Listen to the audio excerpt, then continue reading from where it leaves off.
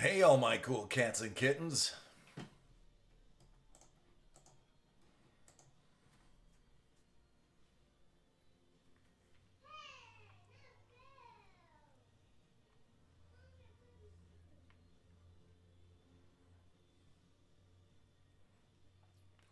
Hey, Keegs.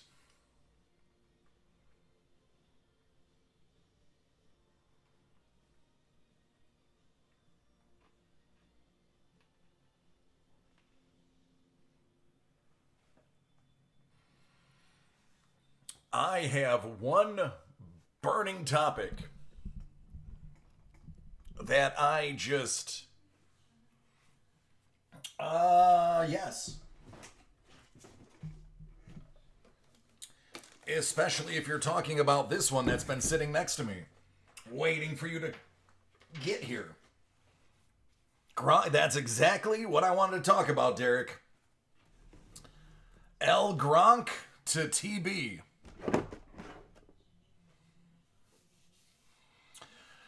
That's going to be two Prism blasters and an autographed basketball jersey. Am I right?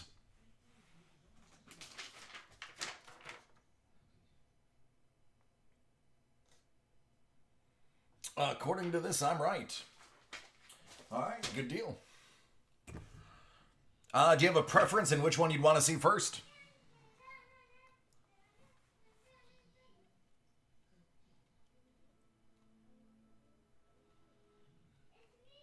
This is a personal break.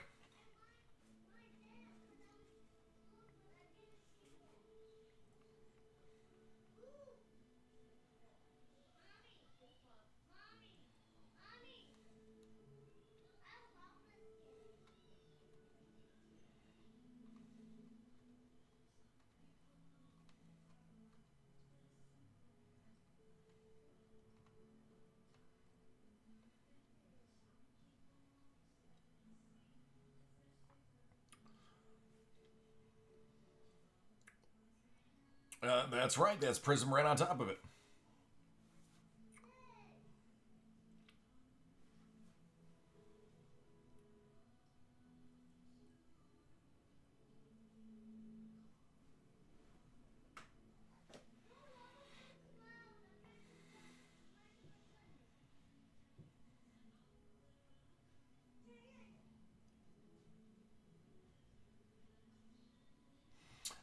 Did you switch accounts?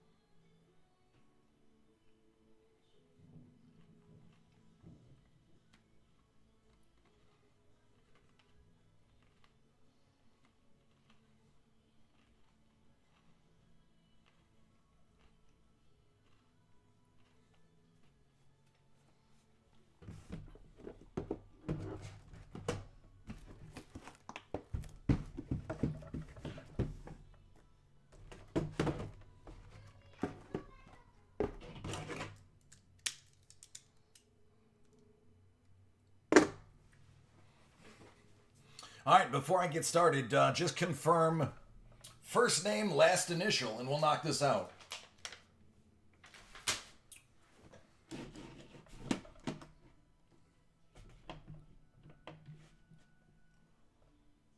That works. And Keegan, which one do you want to do first?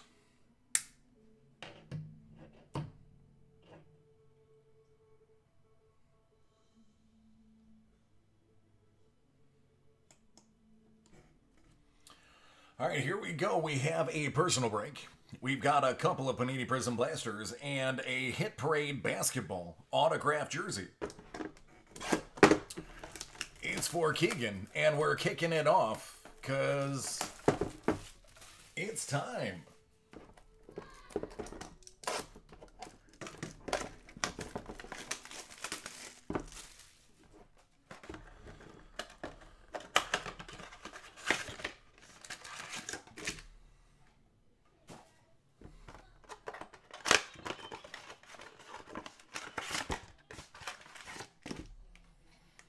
All right, friend, good luck.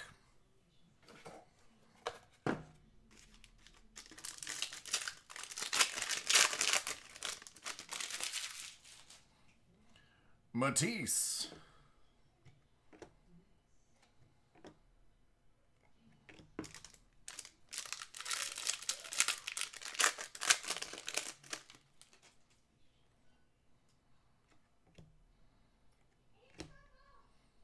Sekou Doumbouya.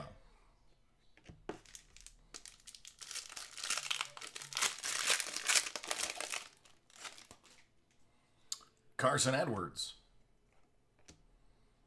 Dion Waiters.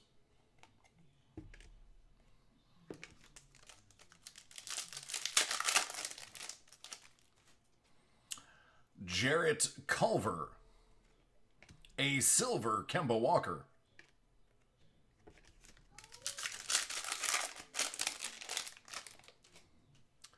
Daniel Gafford. Bruno Fernando jersey. Isaiah Thomas.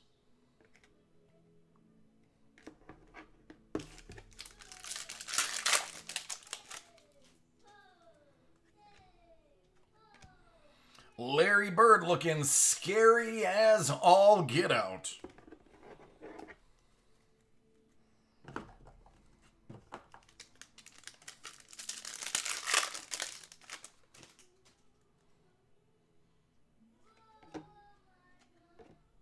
Romeo Langford.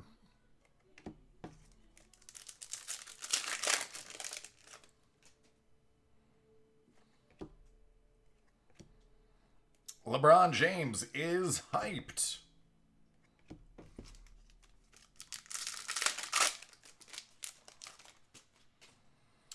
Alan Smailagic. Iggy Brosdakis. Another Dion Waiters. Followed by Dion Waiters. Now you've got 3.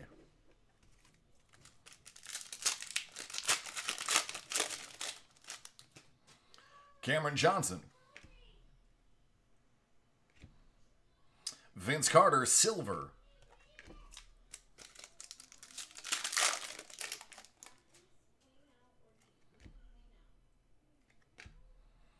Darius Garland. That's the variant rookie.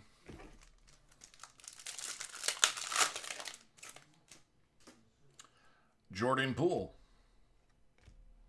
Romeo Langford. Rounds out the last one. All right, Hit Parade. It's numbered 55 out of 100.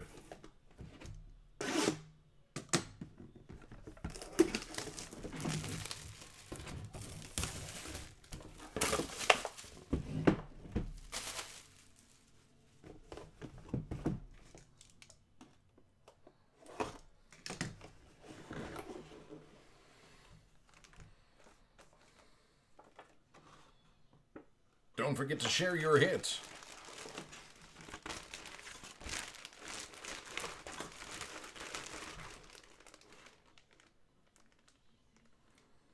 Numero uno.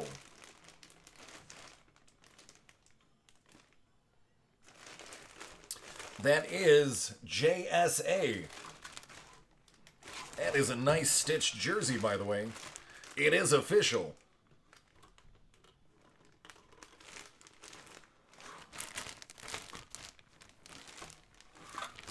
Very nice.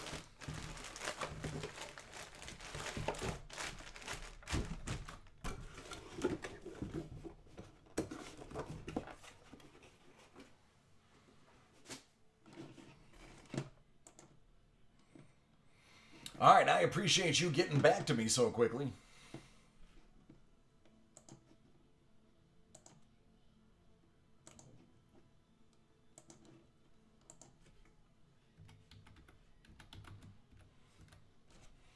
You are welcome.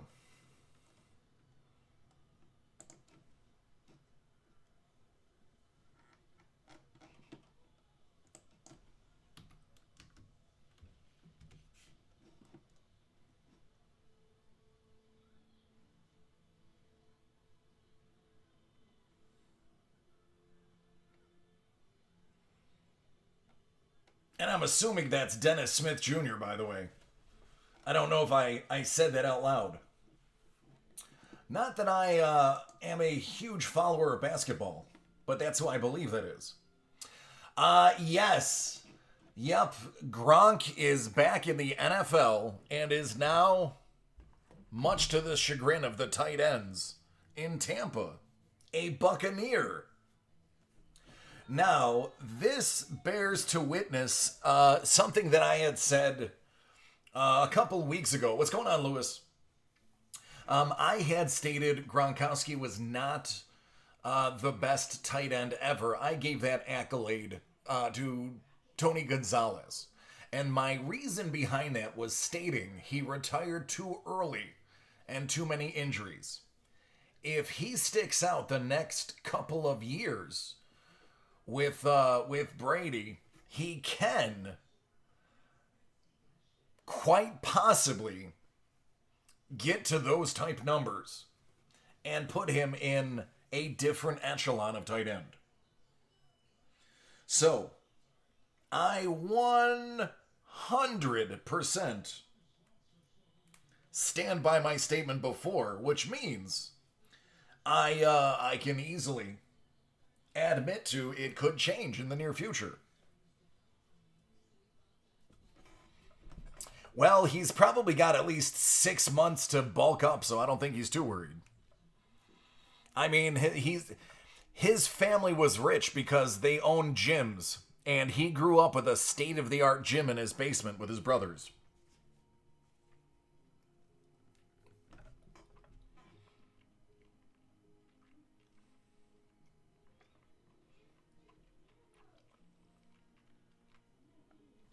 I estimate he'll follow Brady wherever Brady goes.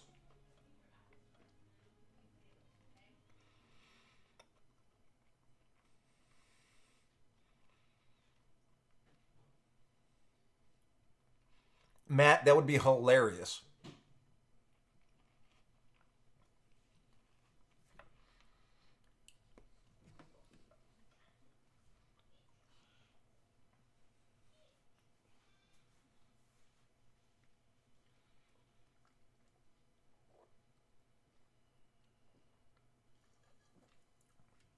Well, I'm not saying he will, but I was just more or less addressing my previous statement, and that now he has a possibility to jump back into that echelon.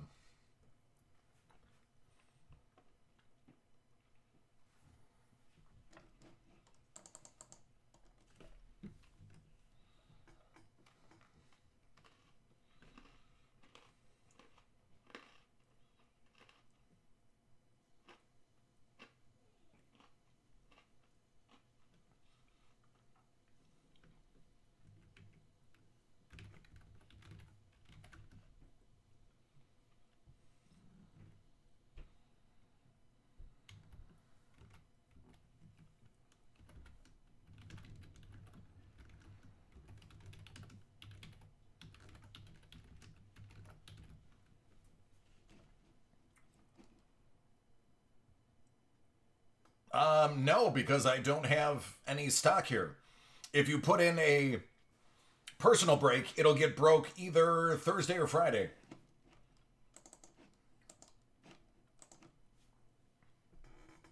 Unfortunately, at my house, I can't have any stock. But if you do put it in, I can.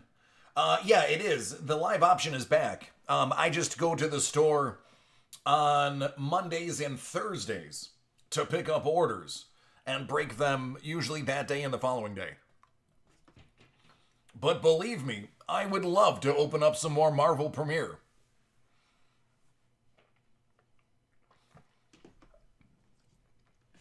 My wife and I just scored this absolutely sick sketch card from Doctor Strange.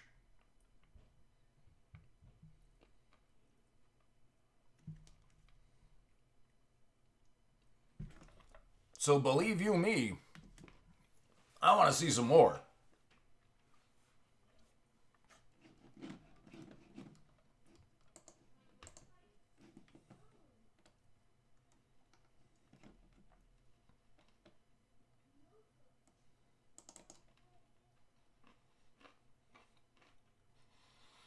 Not as nice as yours, Griff. Yours put mine to shame. But some of the ones you have are the reason I'm chasing them now, is because I've seen how nice they can be. And I'm starting to discern the different artists as well.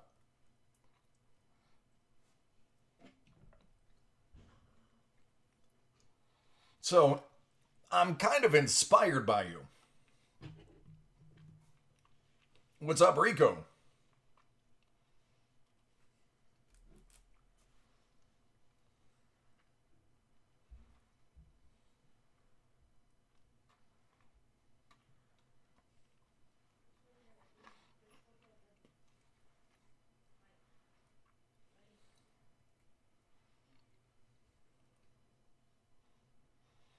Nice.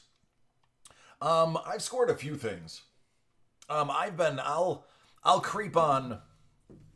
Yeah, it is an expensive hobby. Yeah. Um, a couple of things that like in the past I've gotten in packs. Lately, I've been just sniping things on eBay. I'll have a set target price in my head, and I'll either bid early the maximum in my head that I feel like I will, and then just not go back to it. If I lose, I lose. Or if I see something that just is way below my threshold in my head, I'll jump in the middle. Matt, I don't know if Bill Belichick would go to Tampa, but I did heard they just announced their new coach, Will Willichick. So maybe they're related.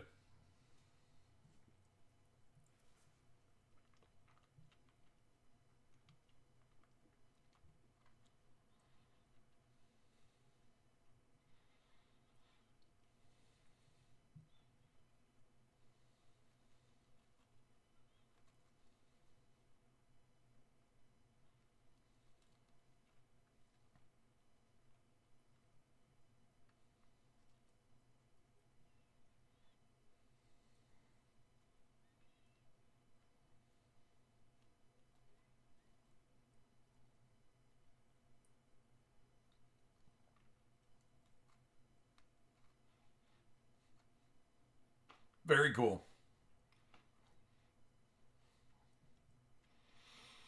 Um, I mean, there's nothing wrong with picking a seventh round quarterback or a sixth round quarterback. I mean, we have our solid number one and number two. Matt Barkley is a very serviceable number two. He's proven that already.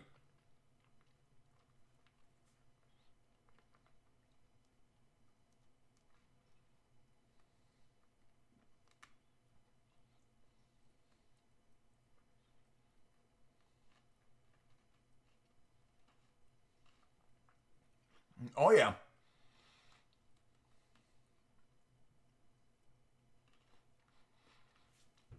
yeah. The nice thing is like all of that background is colored. So this person definitely put time in.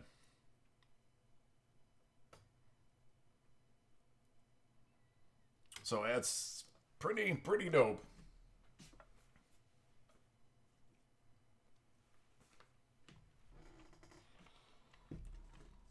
This one,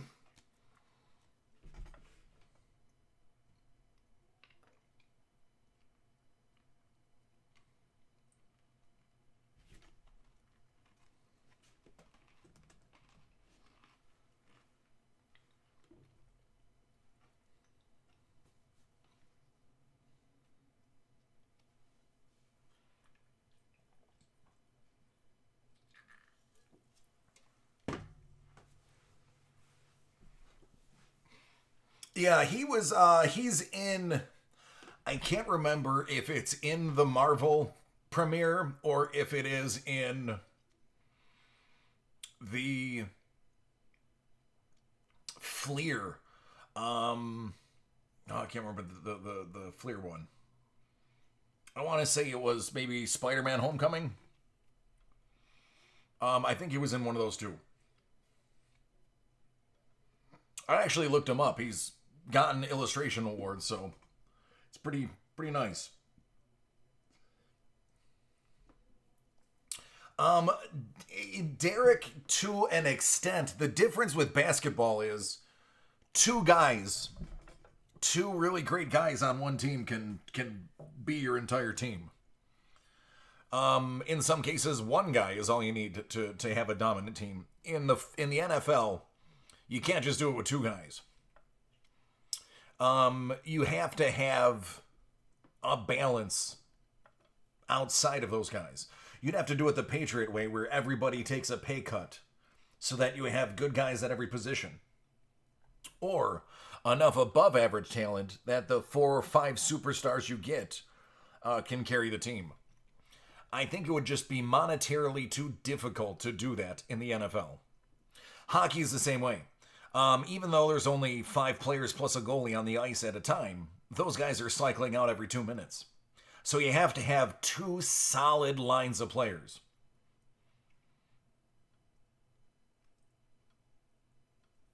Oh, Brad, you're absolutely right. Yeah, man. The Marvel premiere, it's like $200 a box.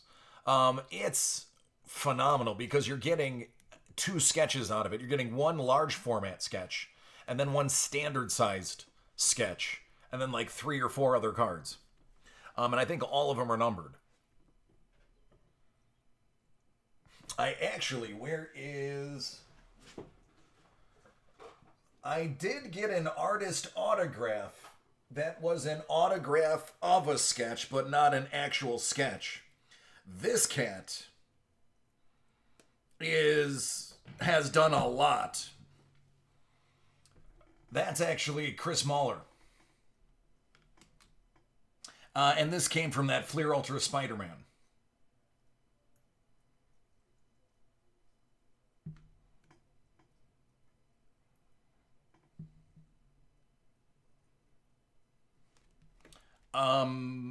This one is pretty dope. I just wish it was the art card that he just had him sign a bunch of his art that were cards. But, I mean, I'll still take it. It's still an artist signature.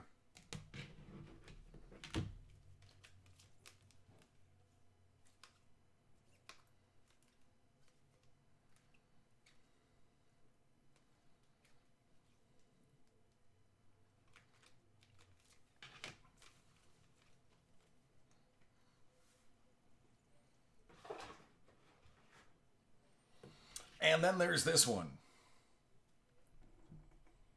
The first ever David Ayers card.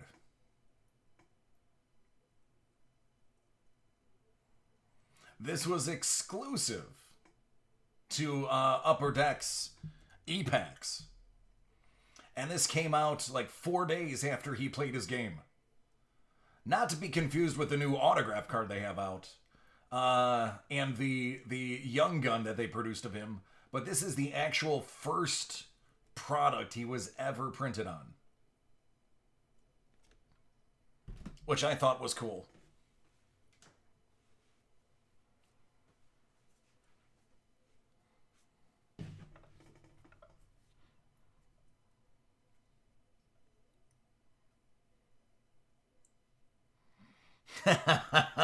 Yeah, Wayne, especially if you look at the prices, because their Marvel premiere is still $300 a box.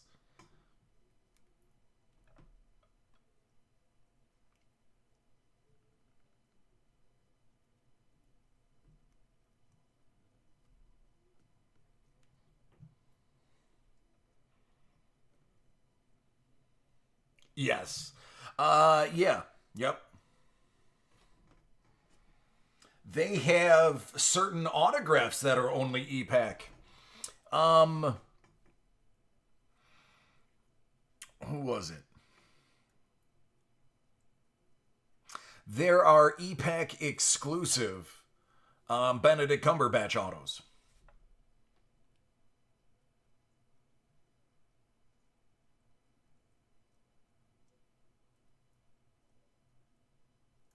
That's amazing. Savage, I have no idea. Everything seems to be getting pushed back. I don't know. The communication between Me and them are pretty poor because I don't contact for them for pretty much anything. But I do know that almost everything has been pushed back, and some things have been pushed back indefinitely.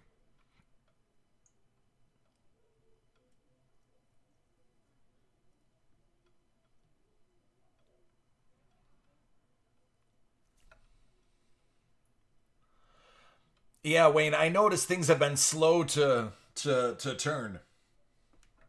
I had no idea that they were partnered up with ComC, and ComC does all of the selling for them slash you. Um, it's a pretty cool concept, and ComC is probably making an absolute killing with that matchup. Yeah, Savage man, I'm sorry, brother. They just it's so limbo right now that I don't even know if our buyers have the exact dates. Send in an email though, service@dacardworld.com. They might have a better answer than I do.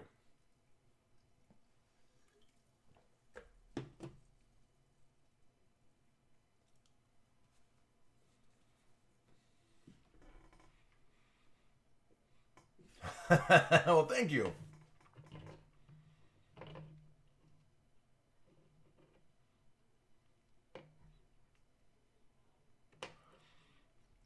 Now, my question, going back to Tampa,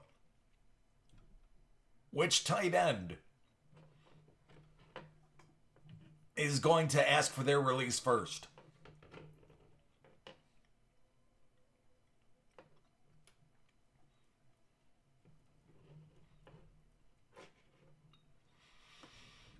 I would assume Howard, and there is a good market for a good solid tight end. So it could actually turn out in his favor.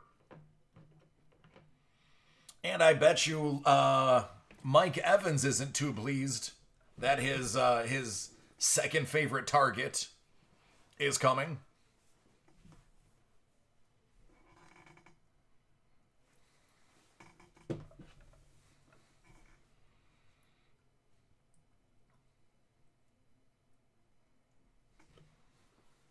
Well, it's good for a draft day trade. A little incentive to put a trade over the top.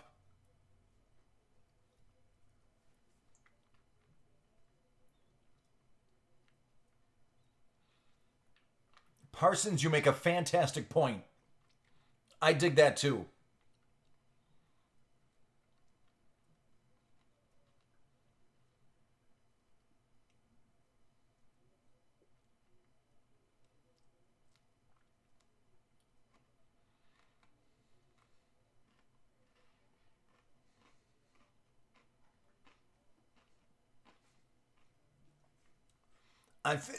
Excuse me. It's definitely looking like Tampa could end up in the Super Bowl, but I don't think they're going to beat some of the AFC teams the way they're stacked this year. I mean, KC is only going to get better.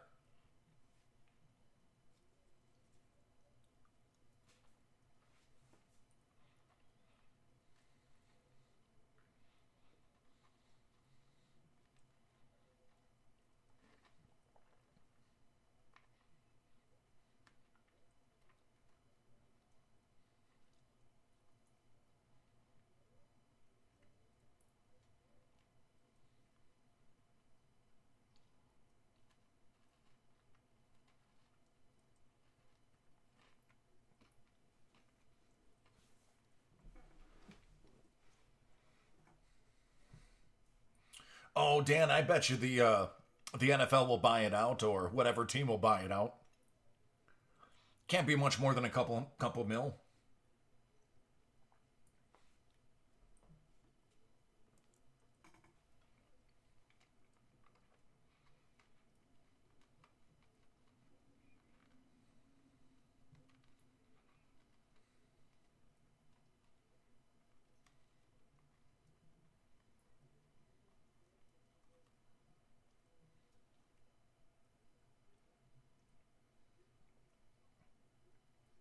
Right? I mean, hell, Gronk hasn't even spent any of his money. Gronk could probably be like, no, I got it. Let's go win another Super Bowl. The amount of money I'll get from a Nike commercial or whoever will pay for that.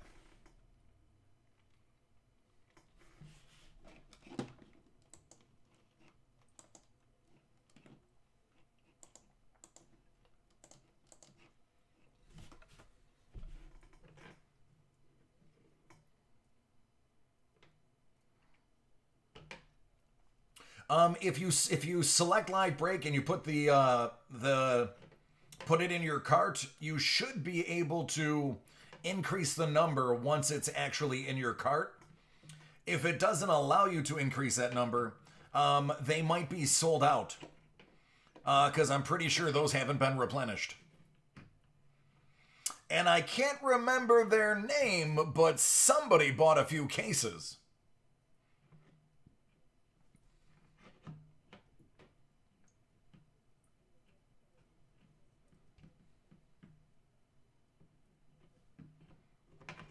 Savage, which ones? The WWEs or the Marvels?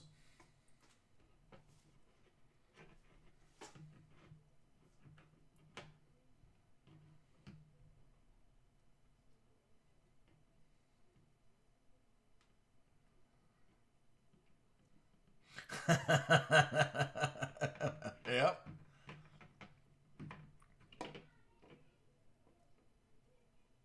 Oh, these are sold out. These are a group break. All of our group breaks usually sell out a day in advance.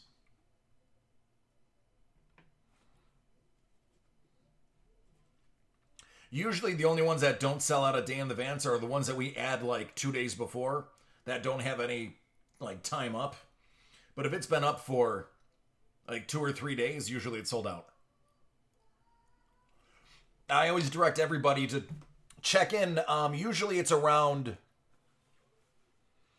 well, it used to be around 1 o'clock. Now it's around between 11 and 12 that they add more stuff. Or between 3 and 4. Because that's when Sean's not breaking and he adds everything. So those are the two hot hours. The rush hours for adding new stuff.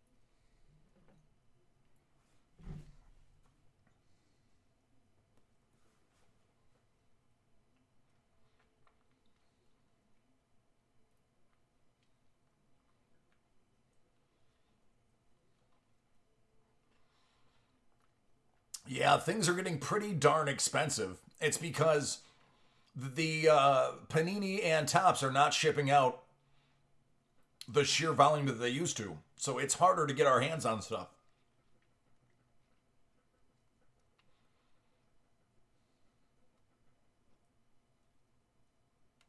Nice. Gonna be something good in there.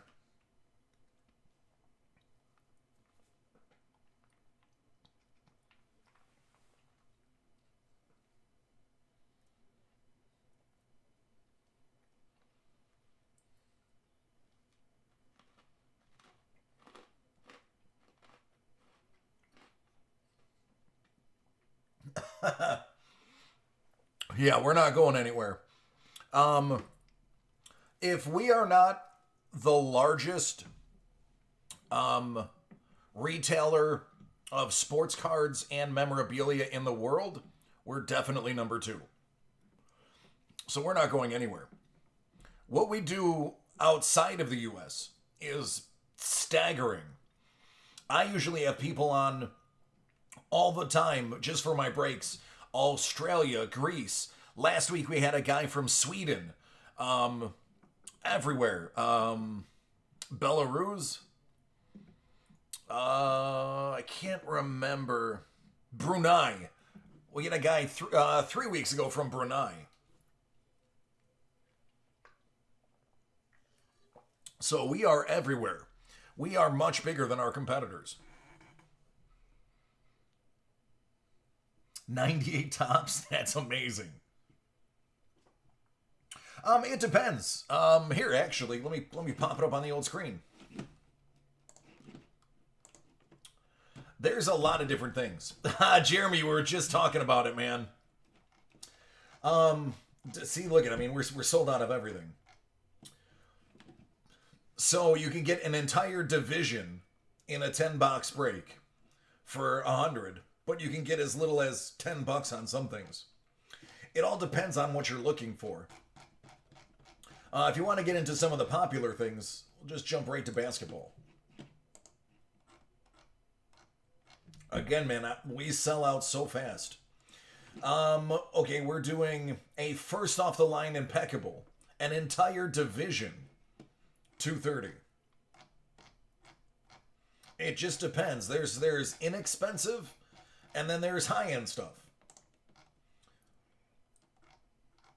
15, 20 bucks, 30, it all depends.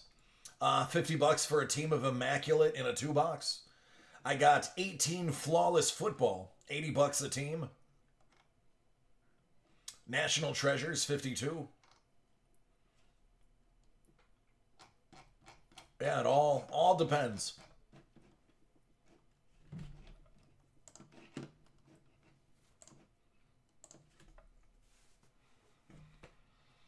Little something for everybody. Yeah, Jeremy, it's not too exciting to be in the NFC anymore, is it?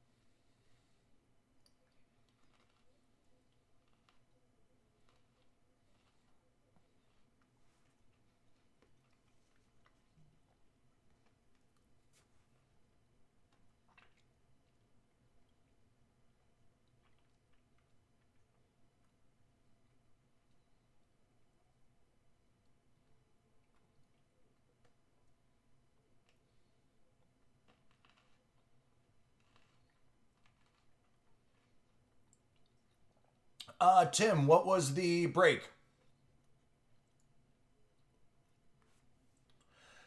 Because I do know things just went out today. It takes about a week for them just to get from the day of breaking to get them sorted, protected, and then sent into the office. And then the office has to turn around and send them out. So it is about a week turnaround.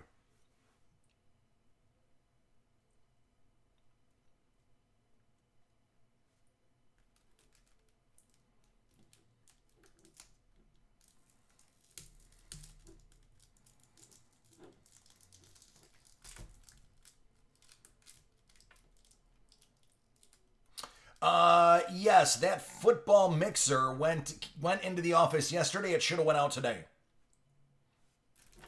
If it didn't go out today, it's definitely going out tomorrow.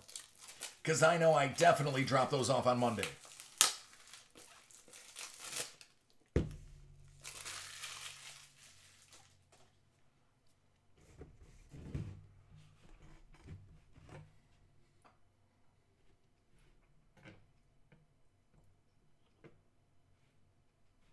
There are only 2 things that didn't get dropped off yesterday. And that was the SPX hockey. And that was my fault. I accidentally left that box here because I brought in 5 boxes worth of cards and envelopes. And I sent Sean a picture that I was like, dang, I just realized the SPX hockey is underneath my kitchen table. I missed it bringing everything in. So to Thursday, I'll be dropping off the SPX hockey.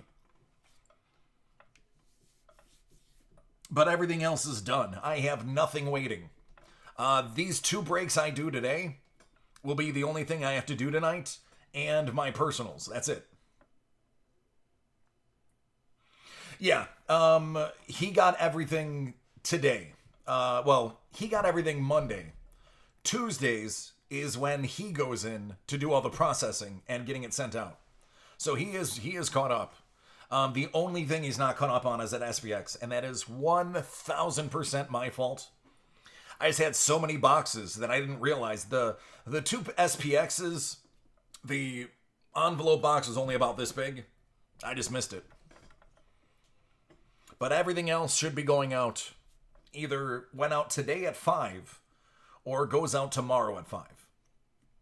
Now, as breakers, we give it to shipping, so it can spend up to 1 day in shipping. But usually, it's all done the same day.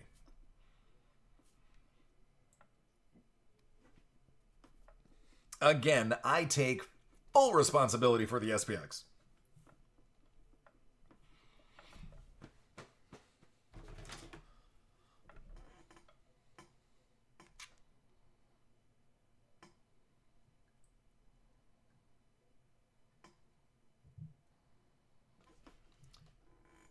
Let me see if, Alright, yeah, I can do that. Yeah, that's me telling him. That's literally the text. I just realized I left the SPX here when I left.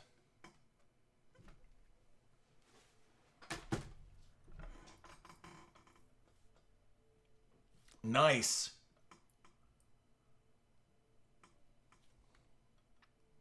Yeah, the moving forward, it's not going to be that bad.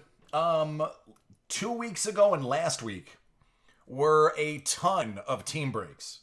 Like 8, 9 box, 32 spot or 30 spot team breaks. Those ones take me a long time to process because I have to separate them by all 32 teams, then match up who got what team, and then get them in protectors, get them packaged individually, and then get them going. Those usually take a day by themselves. Everything we're doing moving forward is small. It's specifically made for us to do from home. So there will not be any delays after this week. It will be every Monday, every Thursday. Everything will be dropped off from the 2 days prior to.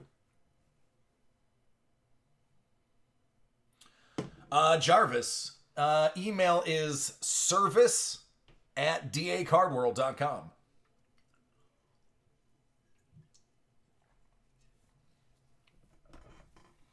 Service handles all of that.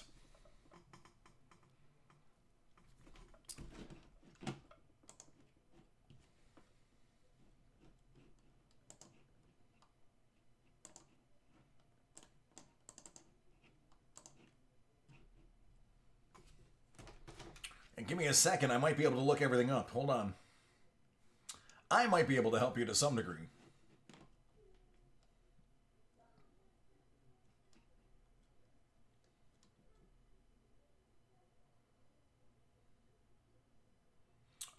Zen, it is. It's just early in the day.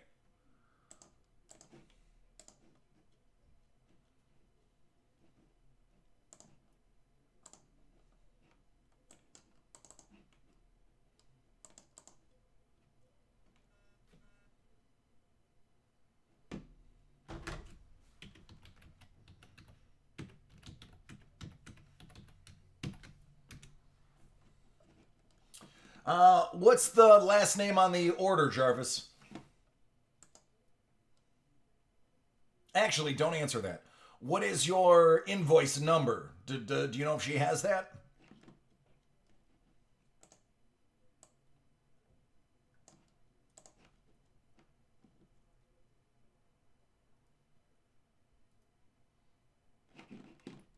All right, even I'll look it up real quick. My last name,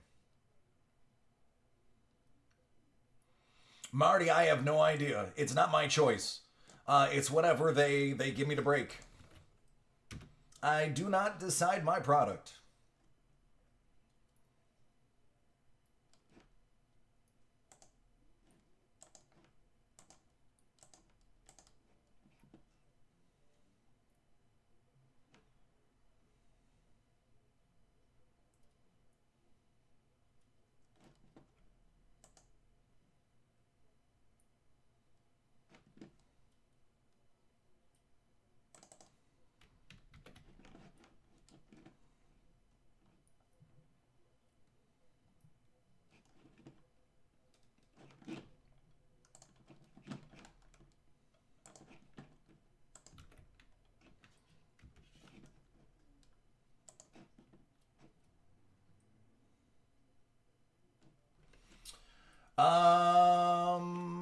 So Jarvis, the package was delivered Thursday, the 16th.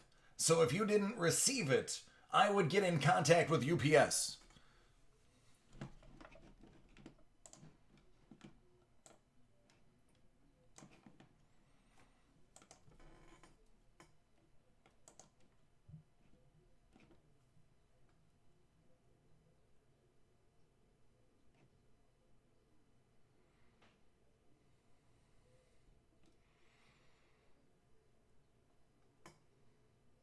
Yeah, it actually, I'm looking at the proof of delivery, and it says it was handed to person at home.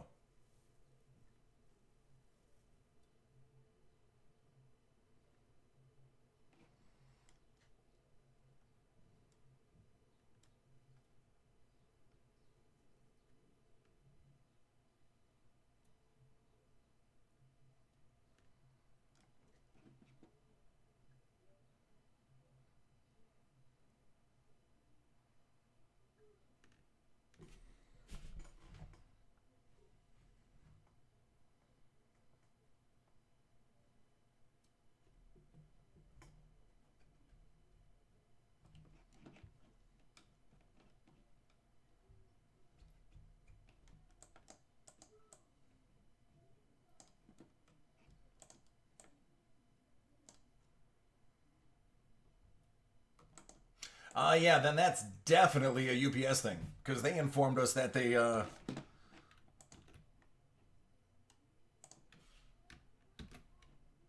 that's what they gave us as the answer.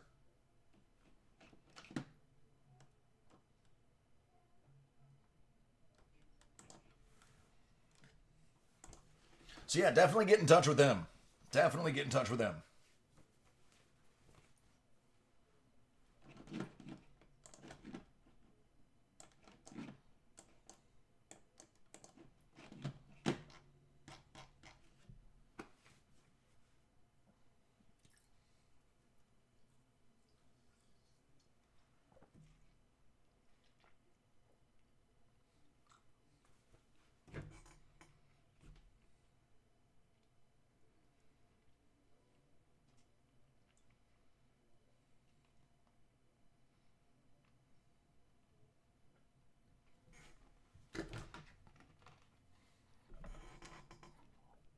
There was another football rumor I heard today, and for the life of me, I have to look at my phone history to see what it was.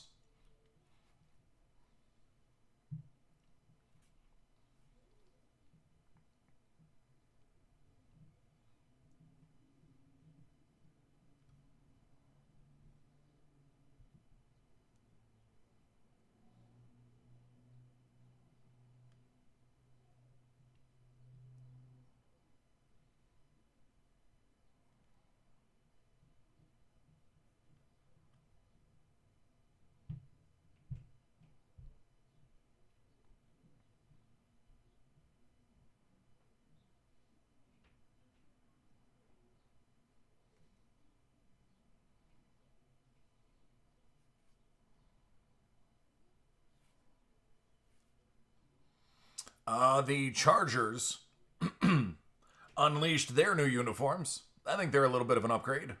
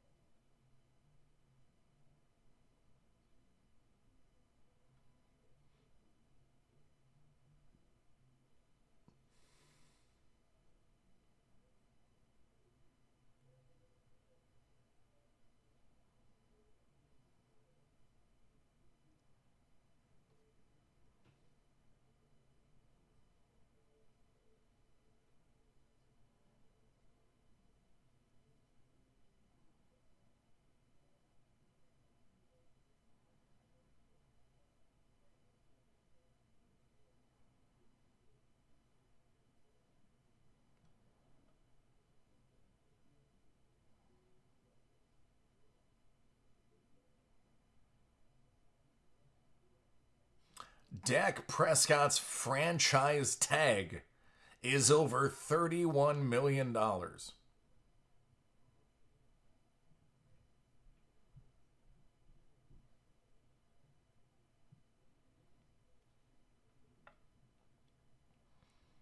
That is crazy. $31 million for a franchise tag.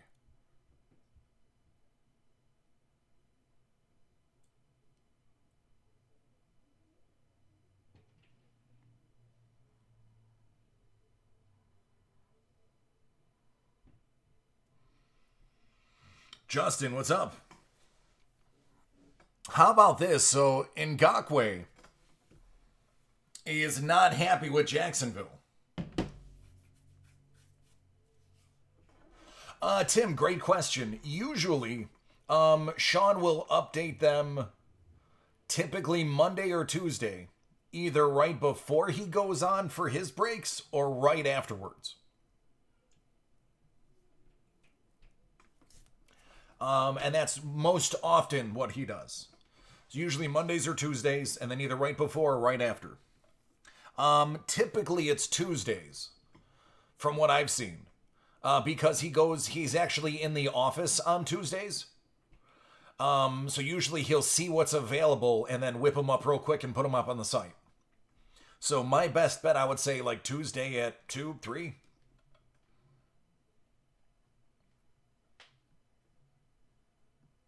I would take him if the price was right. I mean, we cycle our line anyway. Oh, he's definitely not doing himself any favors. But it also means his price is going to be way, way, way down to acquire him. Plus, he's going to play pissed off for the rest of the year.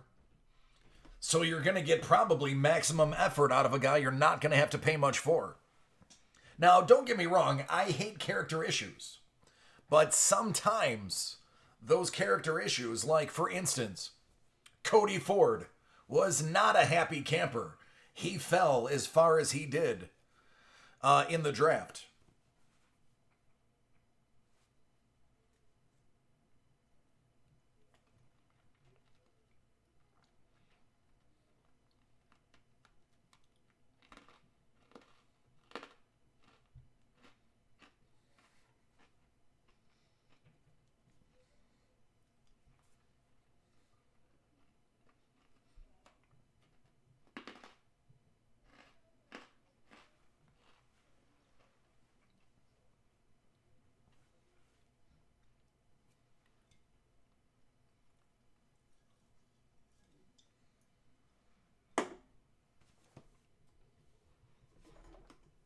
Sorry about that, finishing a hard pretzel.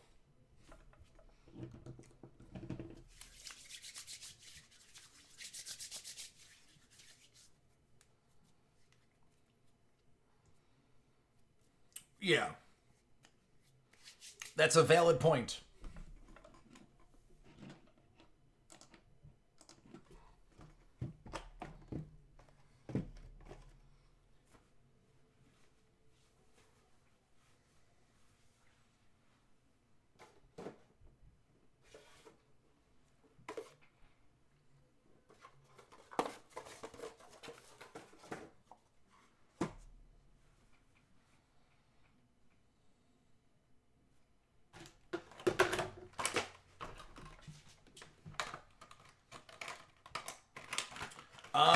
More than likely, no.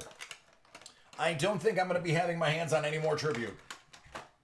It just sells too well on the internet for them to deplete the stores on breaks.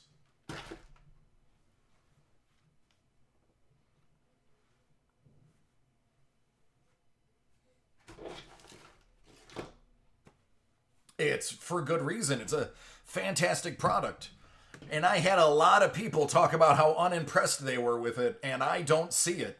I've opened up a few boxes, and all of them were great. There was not a single box that I would have said, no, I didn't want that box as a whole.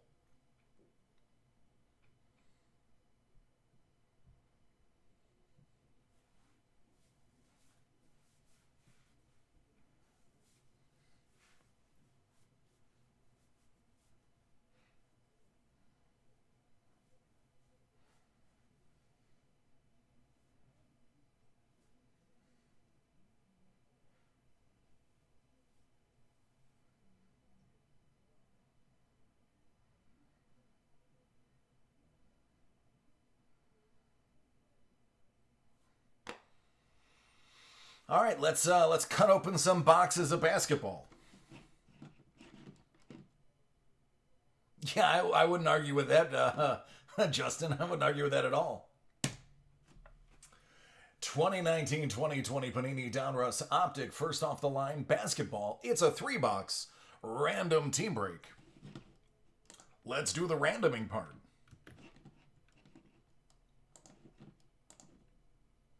Three, I love it.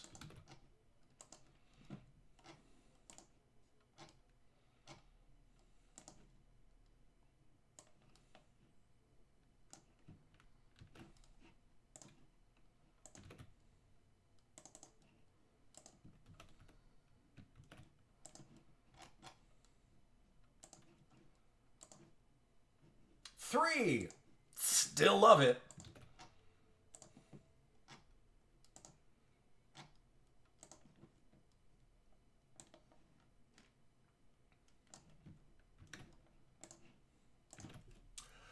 Robert S. gets Charlotte, Mike V. Denver. Boston goes to Joshua M. Phoenix, Brandon W. Toronto, Robert S. Detroit, Mike V. Utah, Obadiah. Minnesota, Brandon. The Lakers goes to Robert S. Memphis to Mike V. Orlando, Brandon W. Milwaukee, David S. Lewis, you get Houston. Bella, Miami. Chicago, David S. The Clippers, Peter H. Indiana, Brandon W. Washington, Hiroshi. Dallas is yours, Lewis. Keith gets San Antonio. OKC is Anthony K. New York, Brandon W. Brooklyn, Brandon W. Brian P. gets New Orleans. Sacramento, Robert S. Hahn has Philadelphia and Cleveland. Anthony K. with Atlanta, Portland, Lursa. And Bella gets Golden State. All right, let's see some cards. We only have 2 breaks tonight. But I had a personal earlier. We have a personal at 8 o'clock. Then the rest of the time, we can just talk about sports and how much we miss it.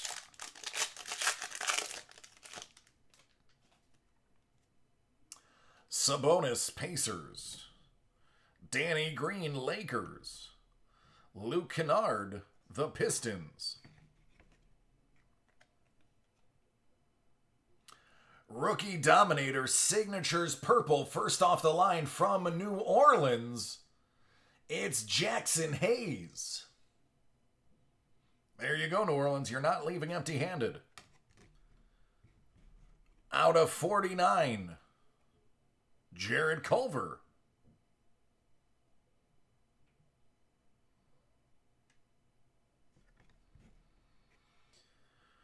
Out of 29, DJ Augustine. Going to the Magic. And another one for Minnesota. It's Shabazz Napier. Out of 29. Okay, box 1. What about box 2?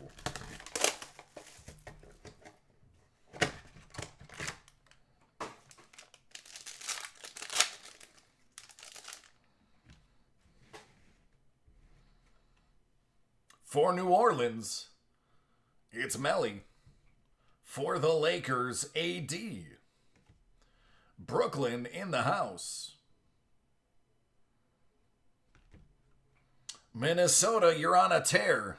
How about KAT? This one's out of just 29. Brandon. Rated rookie signature purple star first off the line, Romeo Langford, going to Joshua in Boston. Milwaukee, Brook Lopez out of 29. And for Phoenix, DeAndre Ayton. There you go, Brandon. All right, 2 boxes, 2 redemptions. Maybe we can actually get the first off the line auto in this one. I dig the KATs. A little cat action.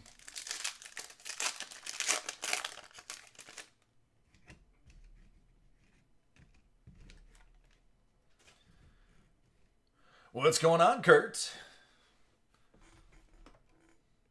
Rui Hachimura. Washington, that's Hiroshi. For New Orleans, Brandon Ingram. Minnesota again. Julius Randle. That's out of 29. New York. There you go.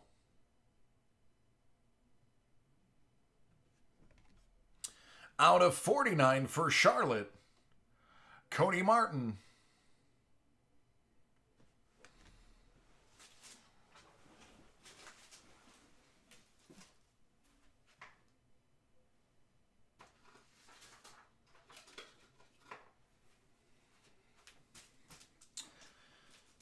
Oh, bear with me just 1 second.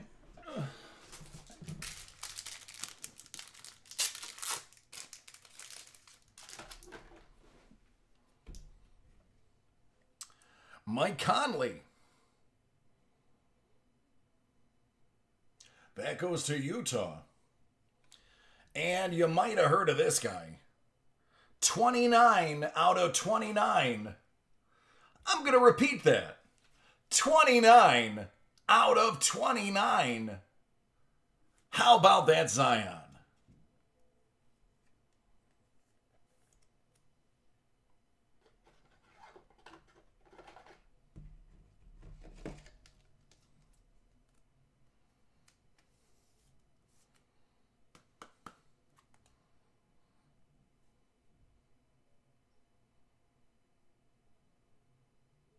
The last in the run.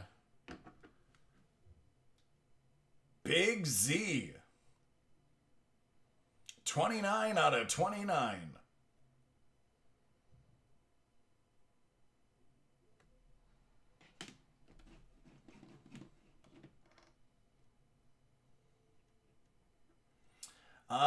Brian, I think you're okay with that. If not, let me know. I bet you I can find a home for it. Dave and Adams more than likely would want it. Zion out of 29.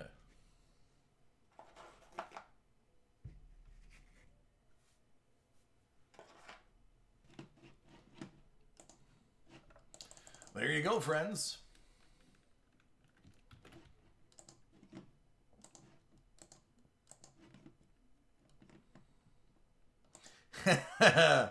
Philly gonna get seedy?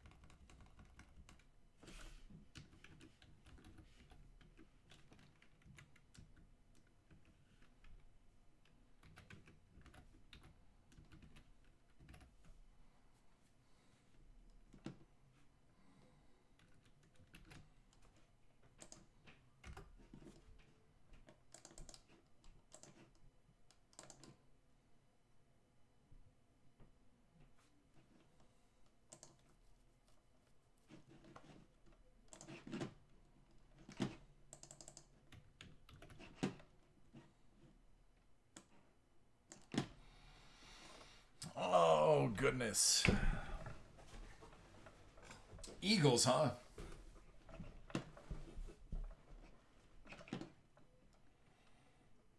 I wish I had as many Super Bowls as the Eagles had.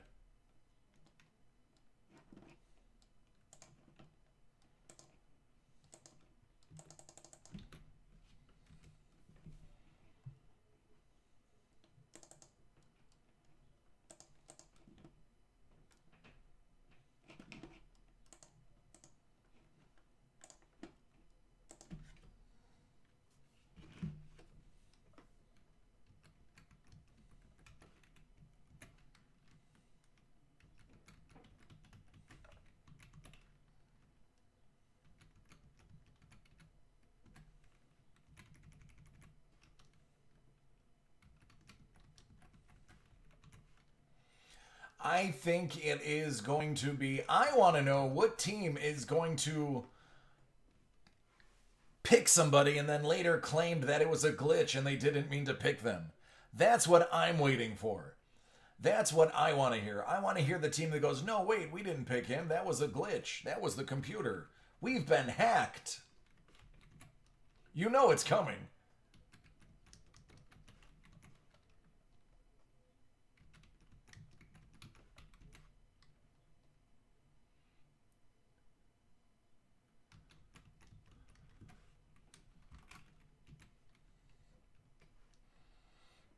I would hope so. I hope they insist on verbal.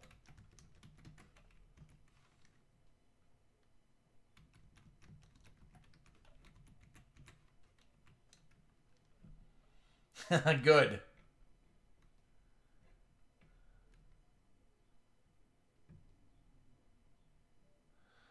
Nice. See, that's the problem with quarantine, is you get to realize how much your neighbors suck. If you didn't know before, you know now.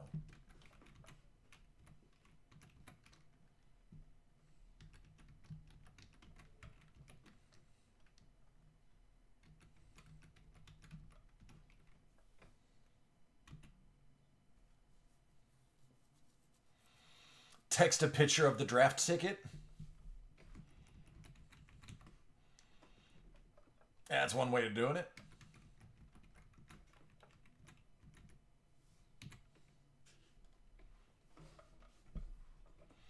I know, right?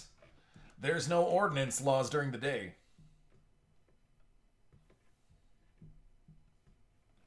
Yeah, working on his tan.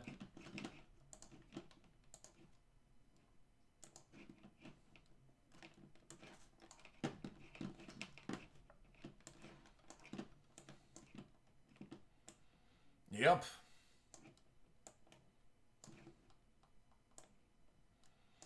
Some team will be like, for our round one pick, we take Steve McNair.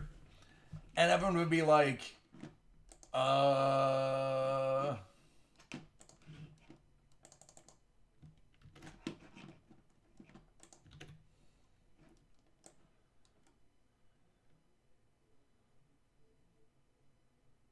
Yeah, George, I know.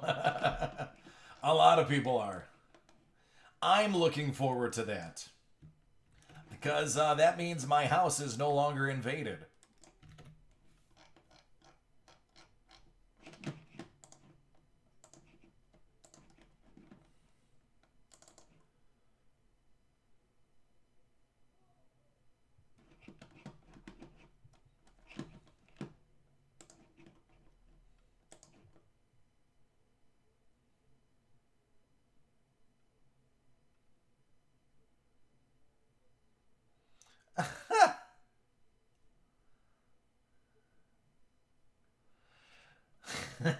You say that until they're back on again, Ryan.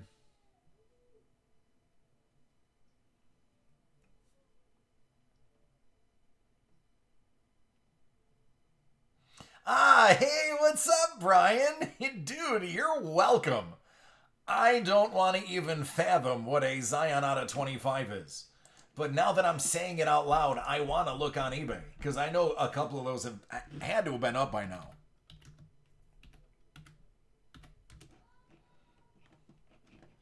Heard something about horse racing on this. Yeah, there you go. Something about horse racing? What's that?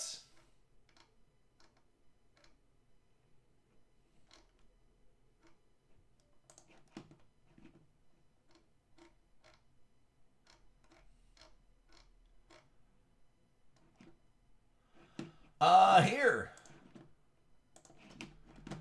The last one of your cards sold for $1,600 ungraded 10 days ago. So, Brian, yours is 29 out of 29. You could probably put a buy it now for $2,000 and get a best offer of at least 1,500. Now, I'm not telling you to do that.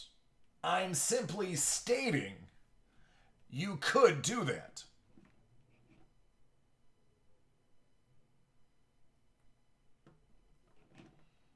Just saying.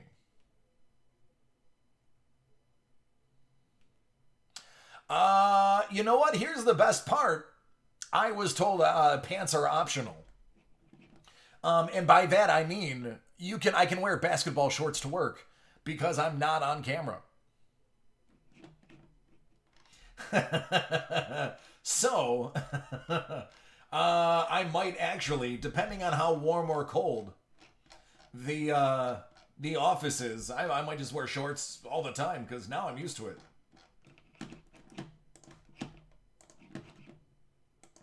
But my house is typically a lot warmer. Having a wife from an island, a tropical island, she tends to keep it a little warmer than a normal household. Except at night. It has to be 3 below 0 centigrade at night.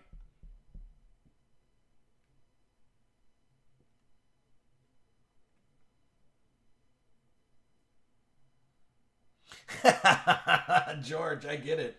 Try having a 4-year-old that's hyperactive.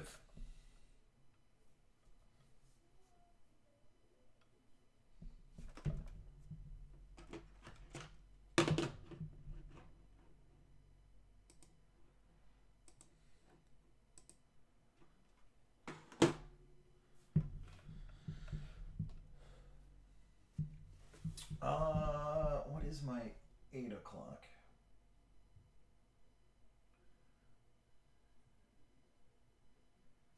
I gotta find my 8 o'clock is.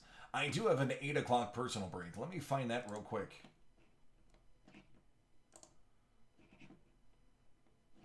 Jerry, okay. Just pets, there you go. See, you get an excuse to walk out. It was snowing today here, so I'm not going outside. There it is. Oh yeah, this one's gonna be fun.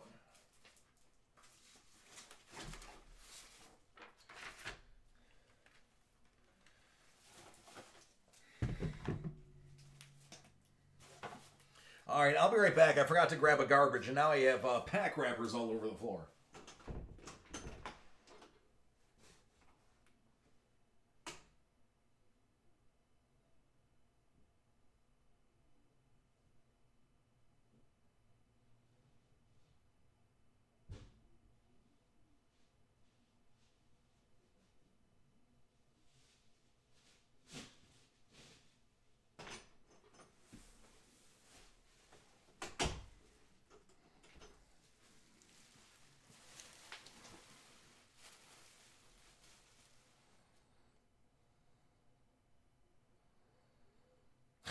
That's true.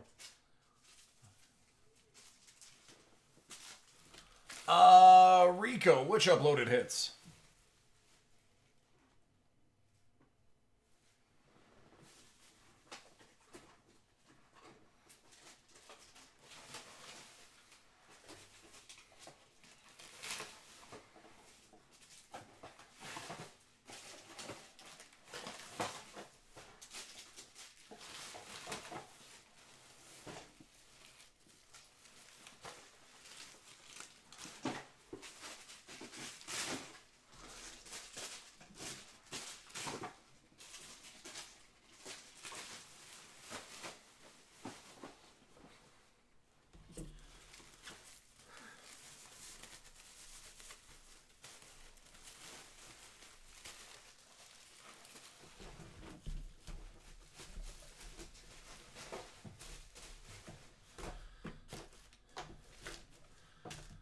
There we go.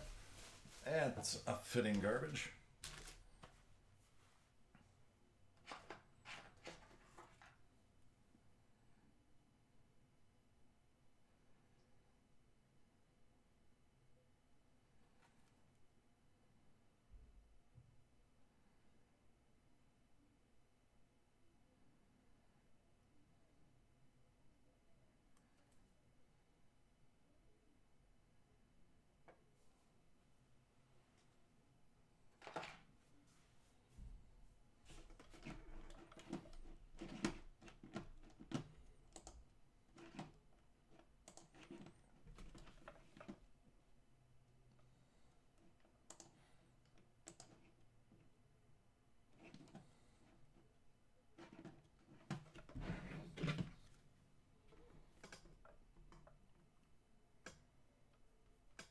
I would.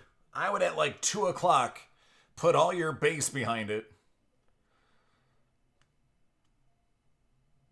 and then wait for him to call the cops and then laugh.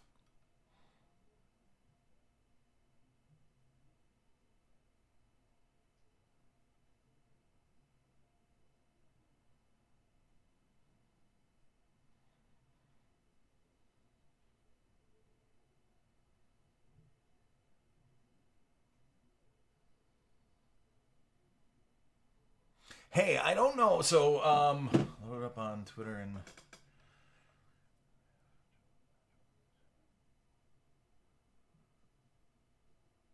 Oh, that would be really cool, Rico, if you could get the set, man. Good luck. I'm gonna look at them right now. Let me take a peek.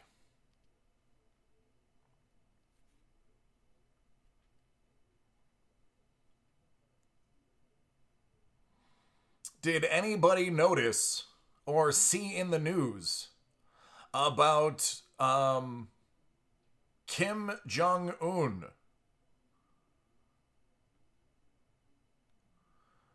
being quite possibly gravely ill following surgery?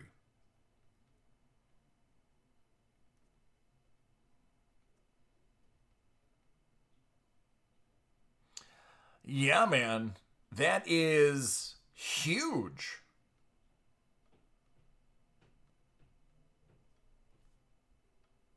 That is absolutely huge. And they said, now, granted, this isn't the first time he supposedly was ill. So with a grain of salt. I'm not getting political. This is world news. I don't file this under politics. I file this conversation under world news. So I just want to make that statement. There is no line of succession that has been illustrated, unlike his father, who laid it out early, even though they didn't follow it. There is no line for succession. So the thoughts would be possibly his sister, because he does have a sister, taking over, or a distinct possibility of a military coup, since he had a penchant for executing his top military officials. The rumor has it that if this is true, that there would be a military coup to basically overtake the government and dissolve that hierarchy, and create a different type of quote unquote democracy. Oh, I know his cabinet is nuts. Absolutely. It will be extremely interesting if something does happen to see what goes on from there.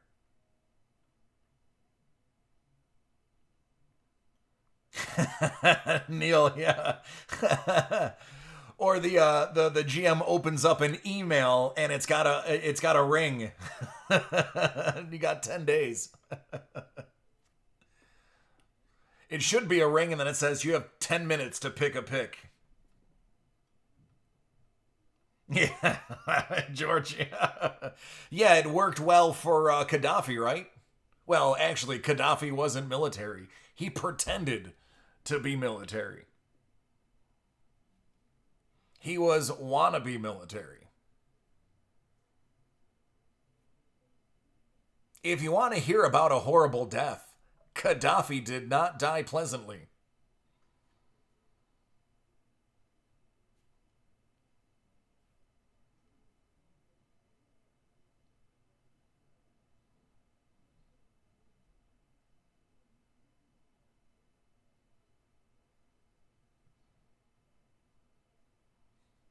I actually heard his sister was pretty, like, normal and progressive, and that's why you don't hear from her.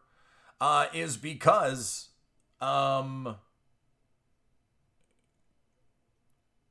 it's because she was too progressive. So I mean, I don't think they're gonna have another dynasty. I think that's gonna be overthrown and go to crap. And this is my personal opinion. I think it's gonna be overthrown and go to crap within the next 10 years, regardless of what's going on, if he dies. But she was supposed to be more progressive.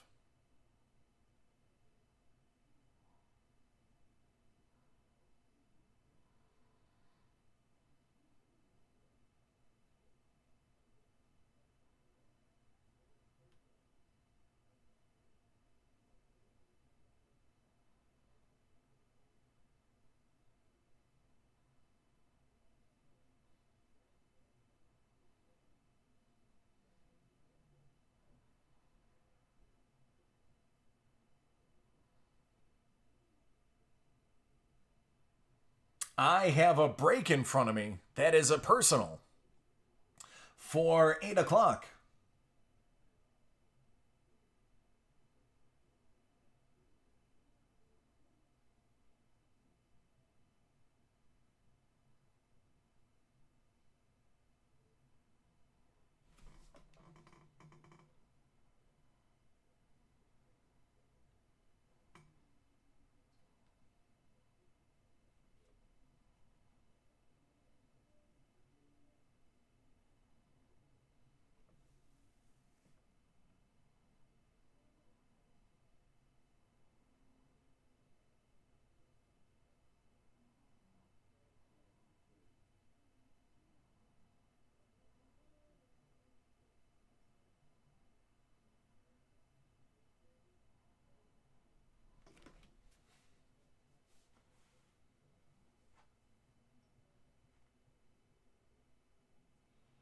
That's a reasonable statement, George. I could see that.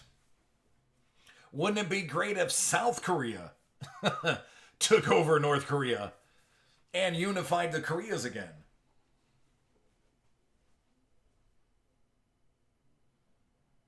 There you go, Kurt. I hope you do well too.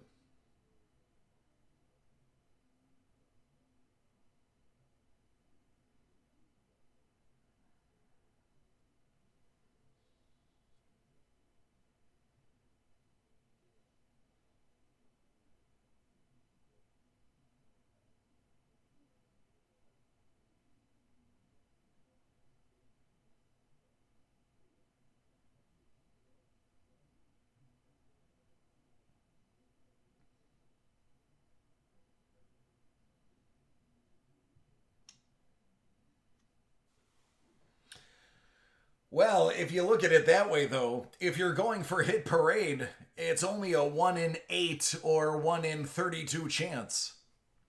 So maybe you need to try something that has better odds.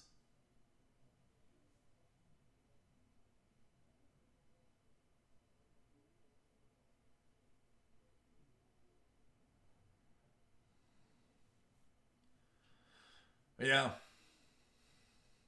Now, that's true, George, but if you let's look at this and this is going to be an outside the box wacko leftist theory, but I'm doing it on purpose. I'm okay with that because then that's going to give us an excuse to have a nice base of operations pretty close to China and Russia. So that I mean, if we're assisting them or if we're helping them uh, build a democracy or build a country, it would set us up to have a nice little base in a very strategic location, which could be worth the amount of bailout that it would cost. I mean, it's not a terrible idea. There are worse places for us to be actively developing in. Plus, the rumor is North Korea sits on huge reserves of God, what is it? It's something that's used to make electronics, and I don't recall what the maybe it's palladium. It's something. There's something they have that is used to make electronics. Oh, exactly, George. I mean, listen, it would be expensive. I'm sure Russia and China and probably Japan would protest if we went in to help them, but we would go in anyway. It's some rare earth element that they have. North Korea has something I knew it like a year ago, I knew what the metal, it was a couple of metals. But there was a couple of things that they had that were like the highest deposits, but they had no means of extracting them efficiently. Because it needs a very particular type of extraction and smelting that is extremely difficult without damaging the core item.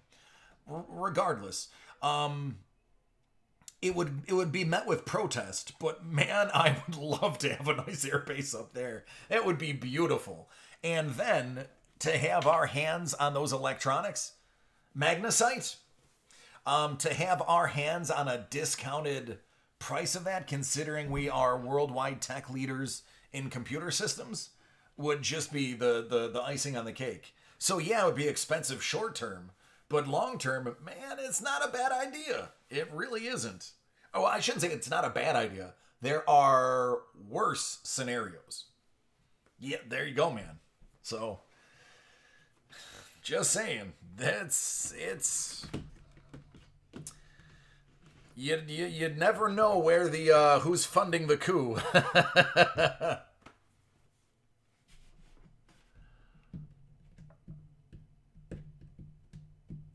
The corporate, yeah, right. No, we're coming to help you. Don't worry, we're coming to help you. We just need to cut down your tree of life.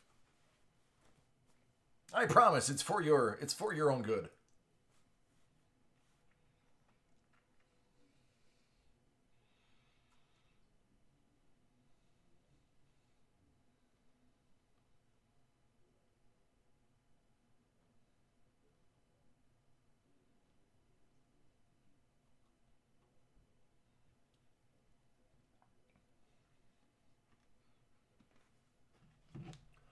But it's something to keep your eye on. It'll definitely make that region a little more interesting. For better or for worse, it'll be more interesting.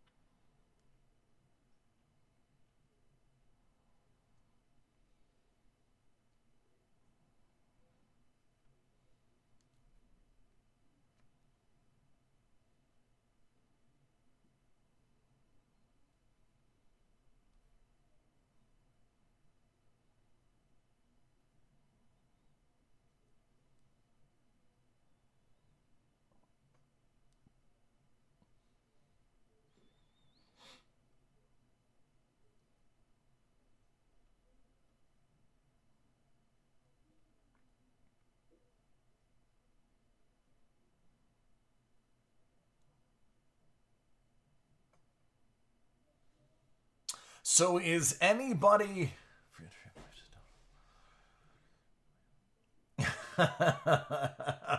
Ryan, enjoy, my friend. Just make sure you drink a little water with your water.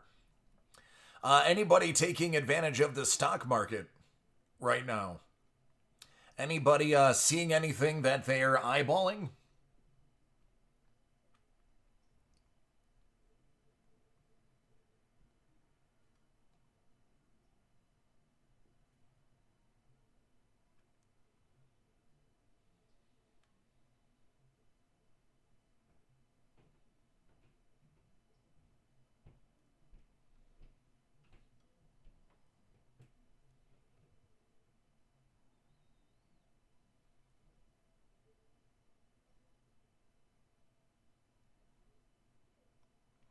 Aurora. Did that actually I figured that would go up.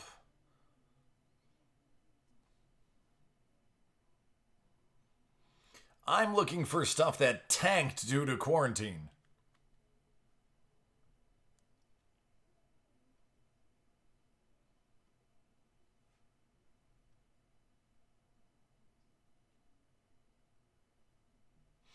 Um my wife wanted Disney. It's at 100 again. It was at 75 last month. I'm tossing around the idea of getting into the Vegas casinos, like MGM or Sands Vegas, because all of those are at about 40 to 50% their 52-week high, which was January, February.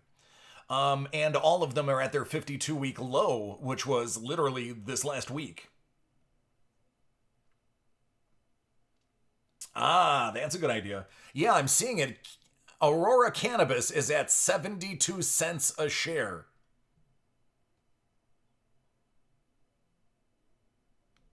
I'm just trying to see real quick if this has any of my personal information on it. Nope, it doesn't. Yeah, Aurora's down to 72 cents a share. It was it was $9 6 months ago.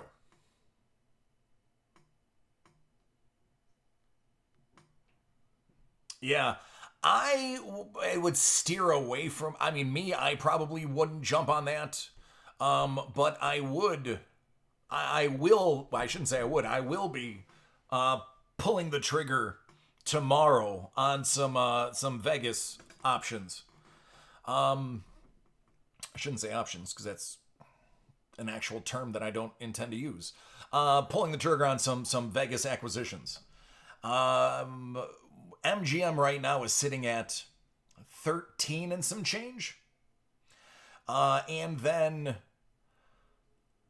its 52-week high was 36.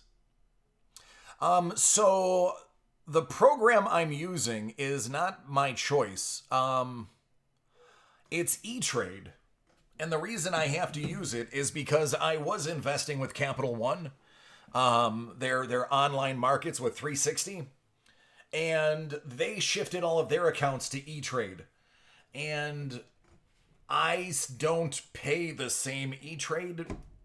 I don't have the same rules for E-Trade. I have my old plan rules, which are a little bit less and a little bit more favorable. So I'm using it because they basically shifted my account to them, but I'm not paying as much as they charge. I think mine's like a $2 less a trade. But yeah, E-Trade acquired all of Capital One's 360 accounts. The shares accounts, as they call them.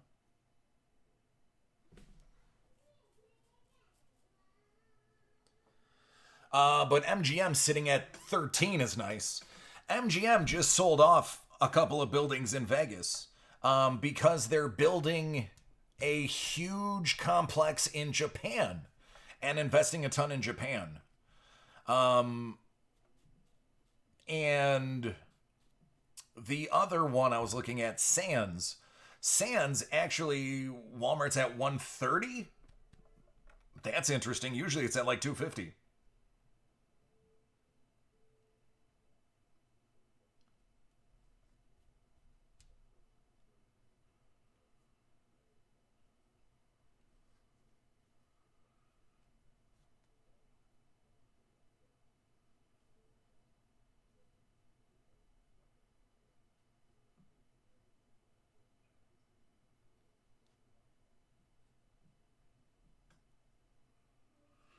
Yeah, they definitely don't make cards like they used to, Adam. I concur. I haven't looked into TD Ameritrade. Since I already had money in an account, I wasn't gonna shift for the time being. The Sands. Now again, I'm just a guy who opens cards for a living.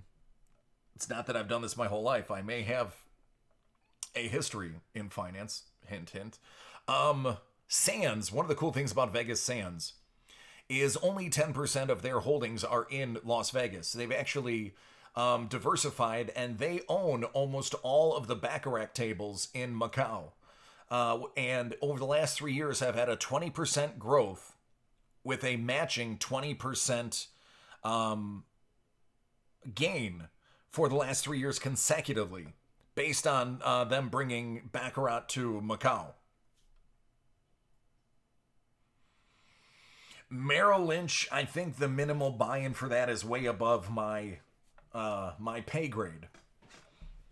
A lot of things with Merrill Lynch, if you don't have a straight retirement, if you try to buy into Merrill Lynch funds, I think the minimum buy-in is either 80 or 100K for most of their portfolios.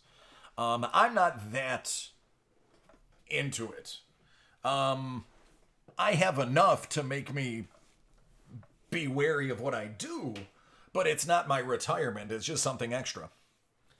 But Merrill Lynch, yeah, it's awesome. But you need to have retirement type in there. Yes, if you have a retirement that's set up with them, though, you get, like, the company that you were with usually sets up the retirement. If you were to not have a corporate sponsored 401k or retirement or pension, a lot of their portfolio is a buy-in, a minimum buy-in for an outside investor. For instance, I was with, I'm thinking if I can say this, right? Yeah, I can say this. I was with Vanguard for 8 years. And Vanguard would allow you to buy in at any price for a lot of their items. Whereas if you weren't with them, if you were not in a corporate sponsored account with them, you couldn't buy into a lot of those for less than 125K minimum purchase. Yeah, Berkshire Hathaway has always been high. It's because they don't pay dividends and they've only split once. LMT Blue Chip? Yeah, Berkshire. I worked for Berkshire. I've talked to Warren. I've hung out with Warren twice. I've shown the picture before. I don't know if y'all have seen it. I've brought it here before. And you're not allowed to ask him for stock advice because he's worried that it would be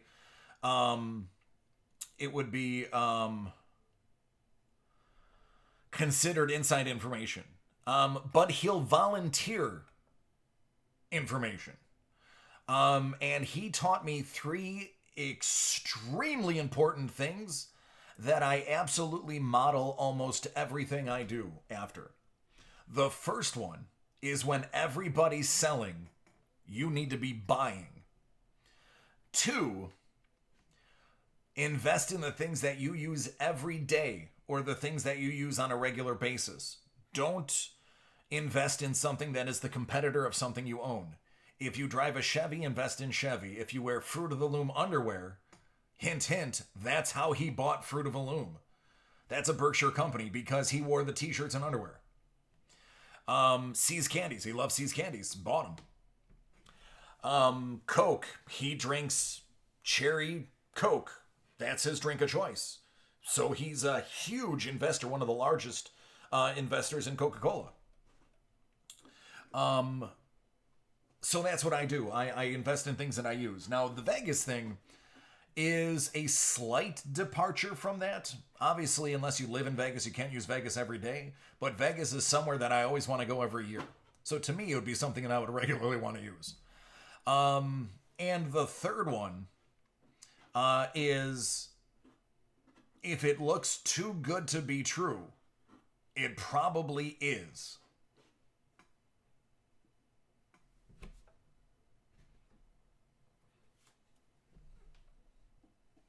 So that was it. But the big one is when everyone's selling, I should be buying. Which triggers me now with everybody with that major sell-off last month. Man, I was like, Warren is telling me now. No, they're not going to be anytime soon. And I'm okay with that. Because they're already going to start going back up. With them shutting down, the specific casinos that I'm looking at are not just Vegas. They're worldwide. I'm not looking for like Caesars. I want nothing to do with Caesars. Caesars at $7. It usually doesn't get higher than 14. Caesars is Vegas required. I'm looking at Vegas Sands, which actually is more multinational than it is. They only have 10% in America. The other 90% is worldwide. And I'm looking at Wynn. Wynn was another one. Wynn has a good backing. Wynn is about 30% down. And MGM, which is pulling out of Vegas and promoting stuff more worldwide, more in the tune of what Sands is doing. So those are going to be open before ours are. I have a feeling. Regardless, if I don't buy now, it's going to go up soon. I have the extra money now, so I might as well take it at its 52-week low. And if it drops a couple of bucks, I'm not too worried before it rebounds. Also, both companies have stated they will not be taking any of the bailouts because they do not like the terms of the loans. So they're both sitting on between $3 and $6 billion cash on hand. They're just going to sit on reserves for now. Now, as we know, stocks are like gambling. So take the information with a grain of salt. But eventually, Vegas will never fail. Vegas will always be Vegas. It's just a matter of when Vegas is Vegas again.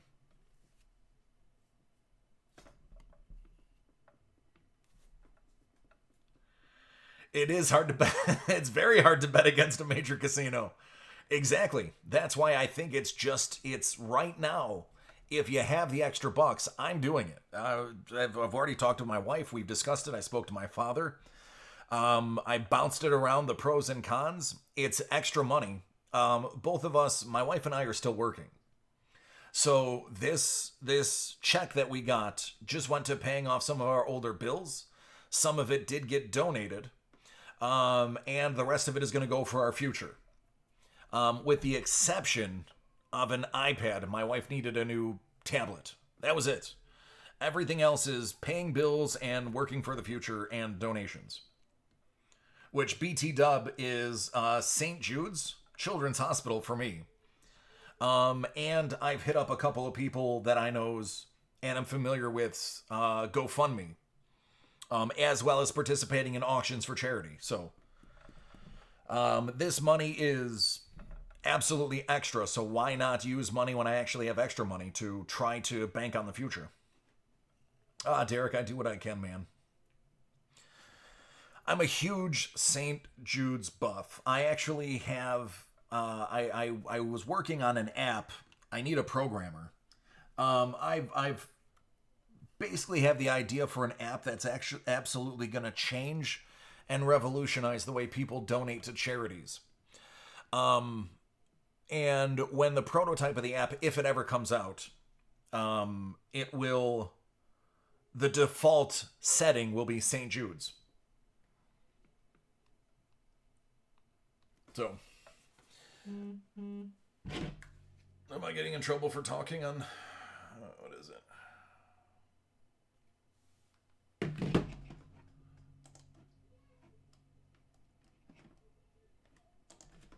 All right, it's going to answer an email real quick. Shriners is good too.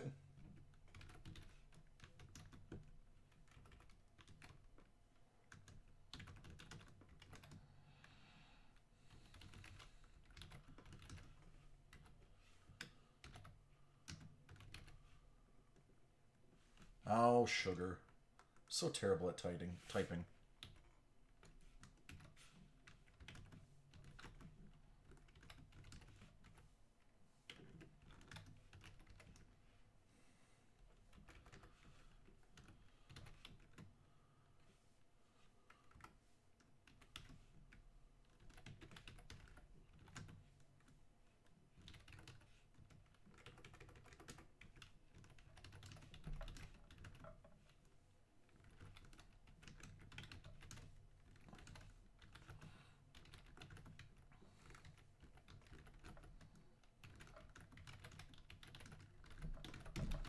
Sorry, just emailing a personal break, so bear with me.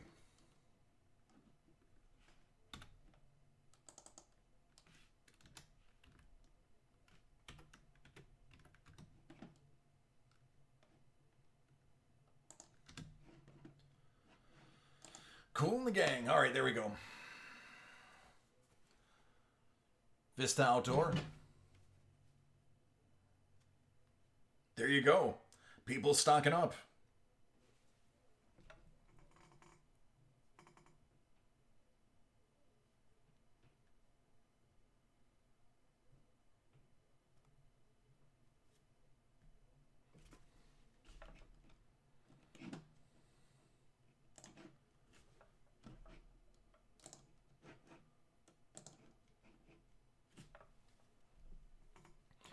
Yeah, I'm searching at all the big losers to try to see who has the potential to bounce back.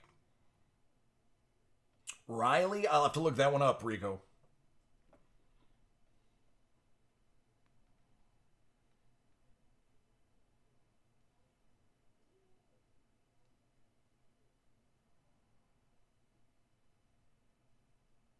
Here is let me show you the where is it?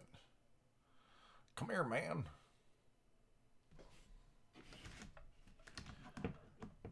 So here's MGM sitting at just over 13 bucks.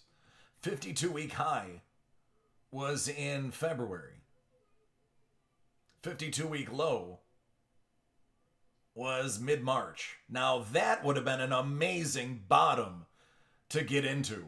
I instantly regret saying that sentence out loud. That would have been a great low. But it's still tantalizing at 13. It's still very, very tantalizing where it's at for a potential to double, almost triple.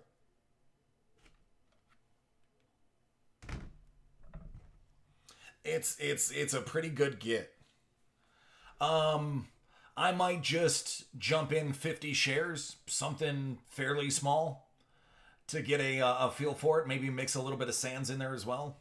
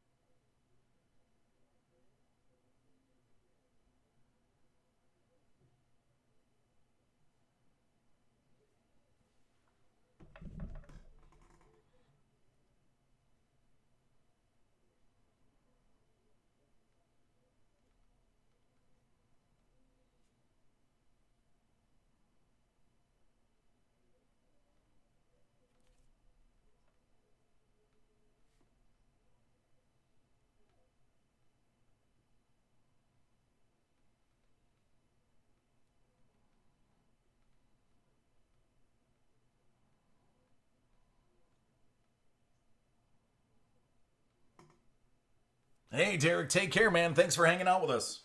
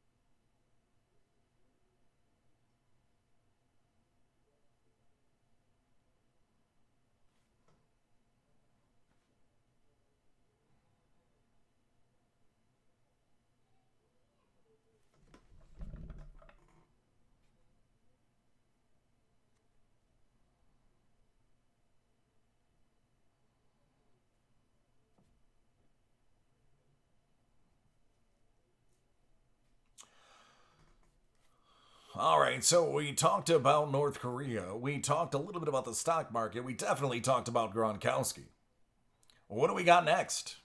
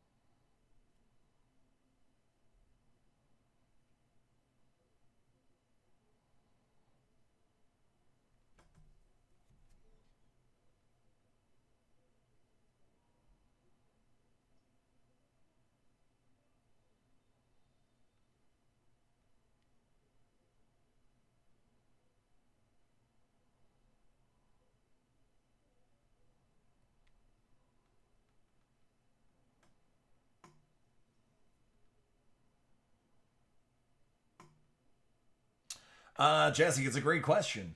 There's a very high possibility he gets injured. I mean, the dude's been doing nothing for a year.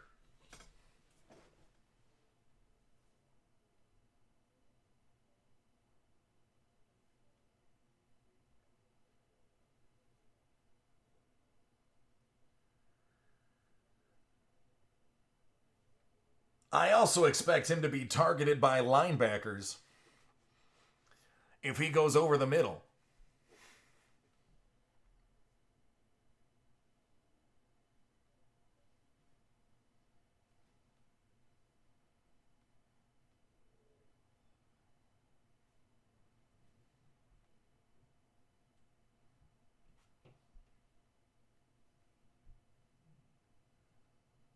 I don't doubt it.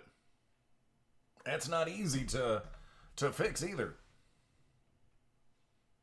But he's got a long time to do it.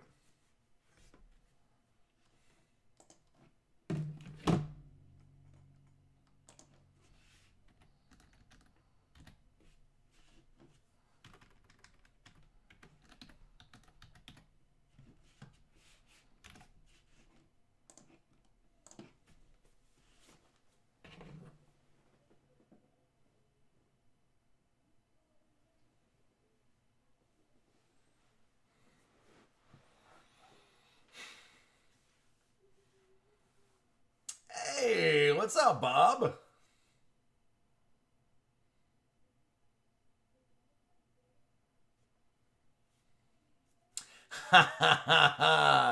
Not too shabby, huh, buddy?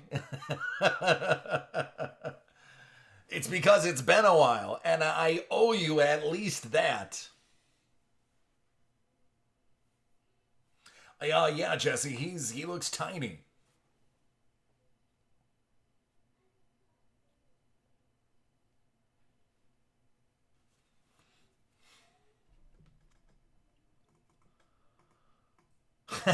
It's a good surprise, though. It's a very good surprise.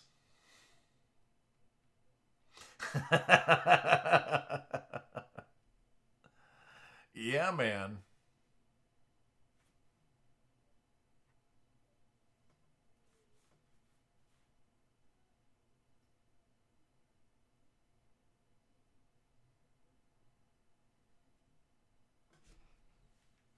I like those kinds of surprises.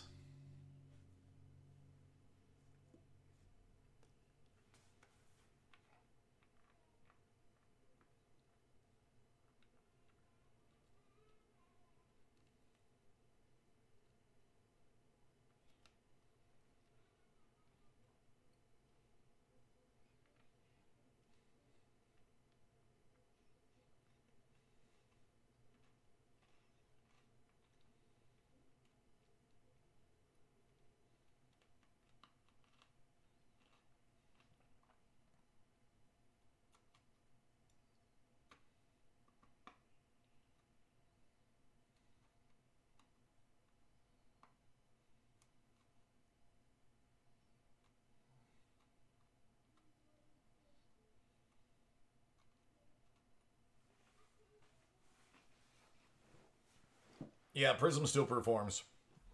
Absolutely.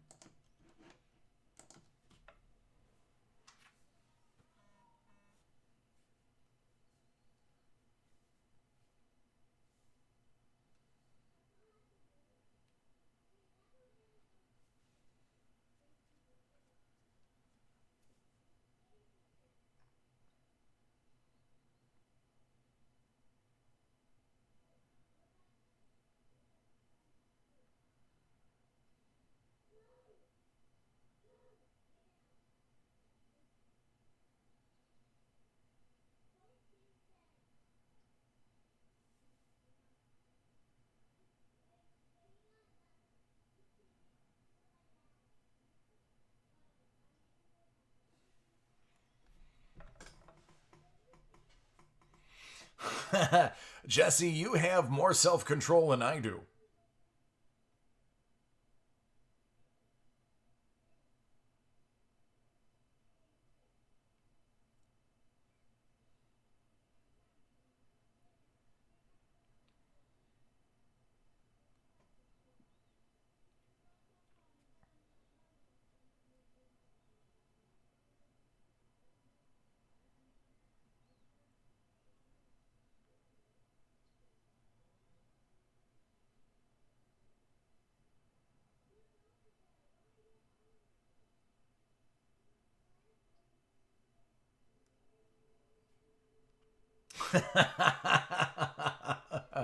Yeah, I don't have that kind of self control.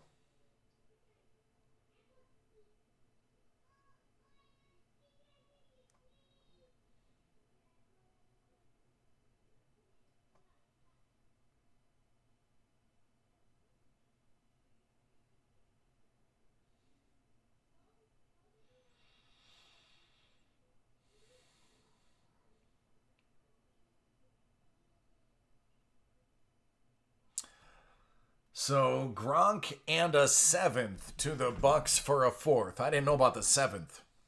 That's a deal breaker.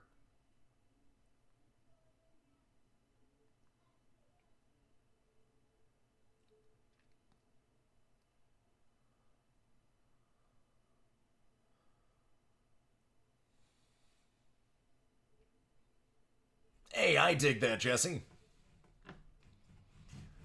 Downrust 2020. It's fun to open. There's just so much interesting stuff in there. All right, Gerald, you ready?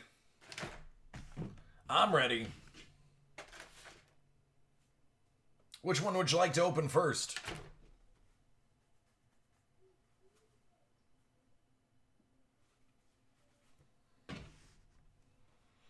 Yeah, the Patriots did. A free four, basically.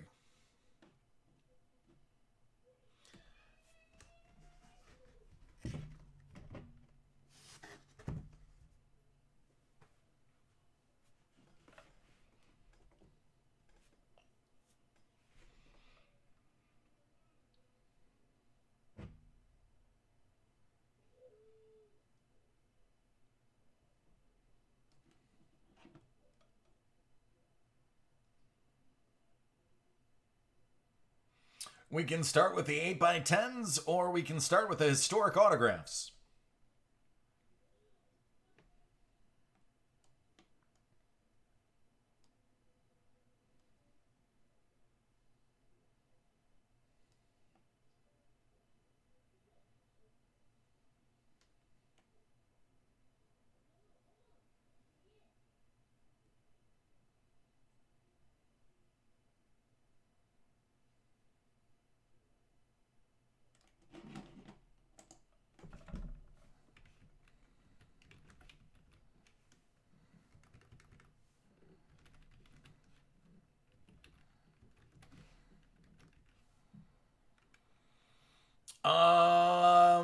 It's funny you mention that. 1960, we did have a singer-songwriter. I didn't recognize his name, but when we looked him up, he was really famous.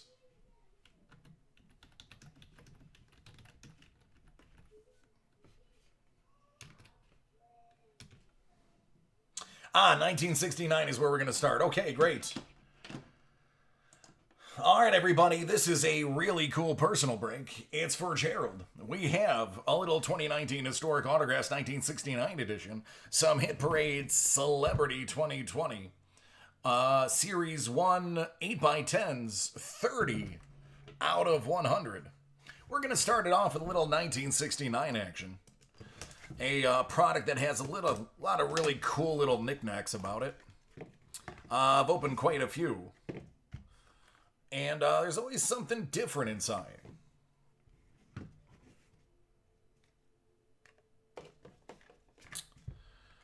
Walmart incorporates out of 99. The Jets stun the Colts out of 69. Easy Rider is the Hollywood blockbuster out of 69. This talks about your bounty. All right, from 1969 football, Willie Crenshaw. 1969 baseball, Don Mincher of the Pilots. How about a William Shatner worn memorabilia? I hope it's not his pants. Maybe it's a nice jacket or a shirt. But there you go. And last but not least, it's a piece of a Vietnam uniform.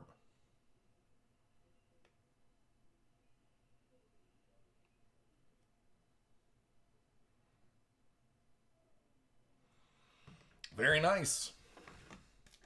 Cleanest one I've seen.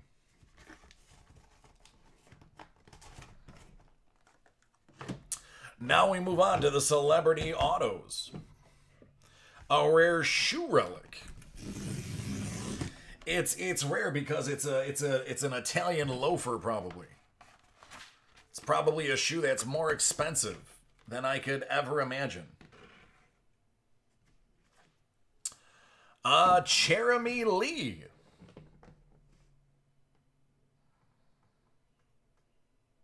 I'm guessing actress.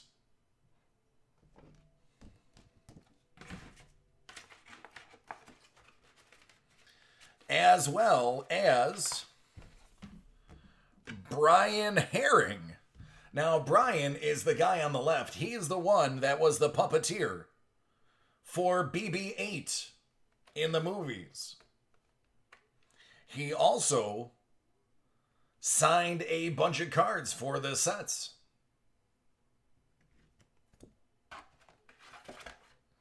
And last but not least, Marlon Starling.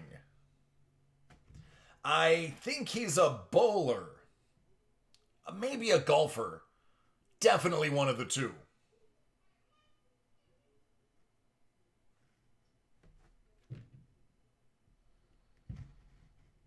There you go.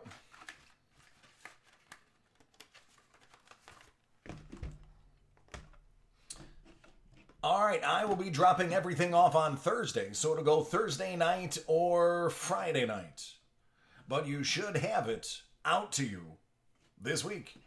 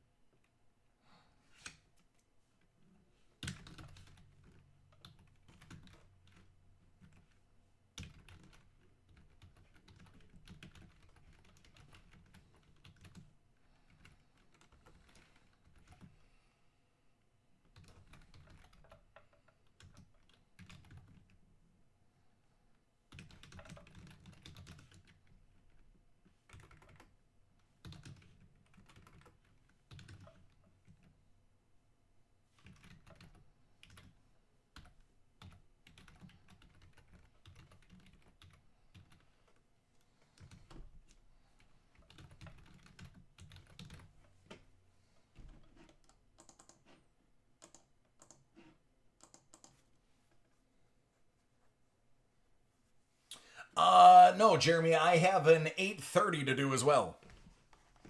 Actually, I should probably start getting that. It's right over here.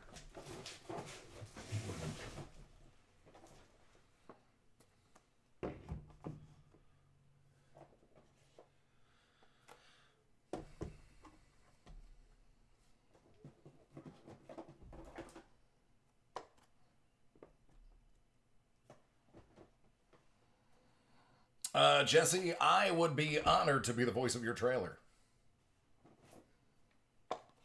I actually have to set up a meeting with a company in Toronto that does voice acting work as a little side hustle. Reading some books. Hey, you're welcome. Thank you so much, Gerald. Reading some books, doing little voice things, little side hustle.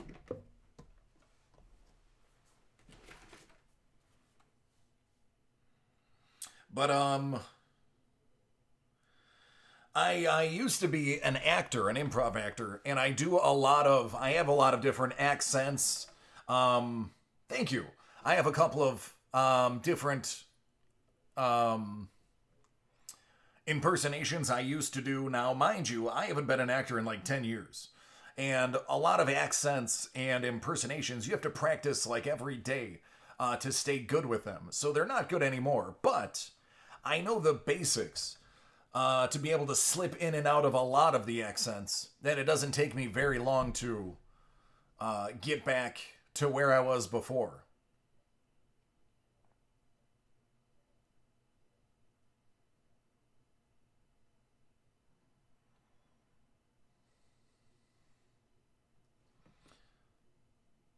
The timing on this is perfect. I have an eBay notice stating that one of the cards that I'm selling ends in 18 minutes, and the next break is in 18 minutes.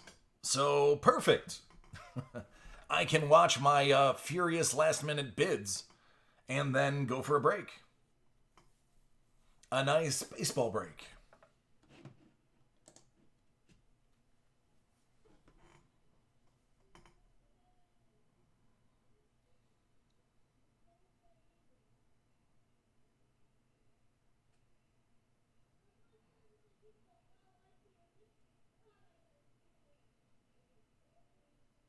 I would go tomorrow. If they said bring everything tomorrow, I would be there tomorrow.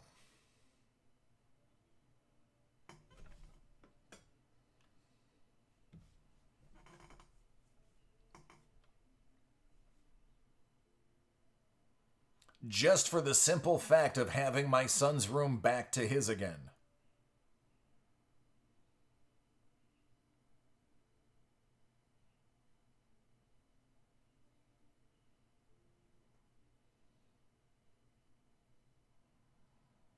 Here, I won't,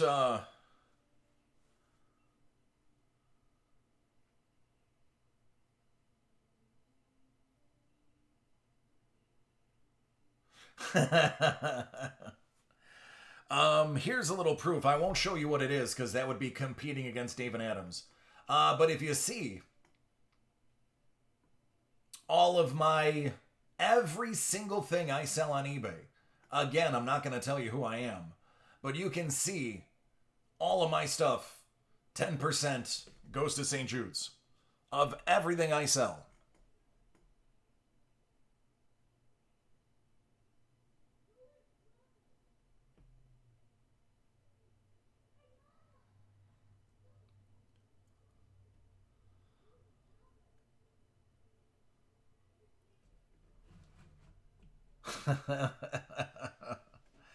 Ah, Ryan. The day you stop learning is the day you start dying. So be happy you learn lots of new stuff.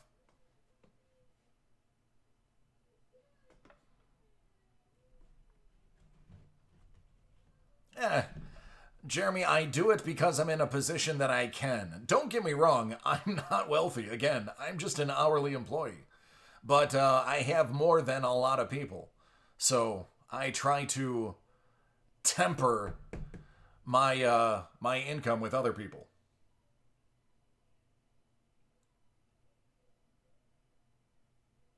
What's up, Neil? Hey, Mark.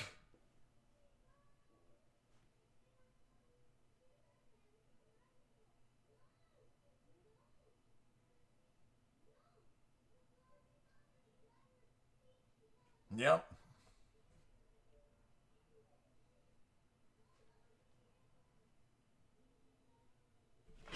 Eh. Half the time, like when I do like the GoFundMe's, I don't put my name. They're anonymous. There was a person who was a regular of ours here. Hey, Armando.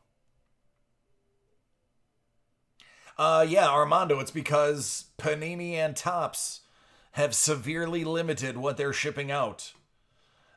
So there is no supply for the demand. Here we are in the middle of a period where more people are probably going to be collecting and staying at home and watching breaks and buying boxes.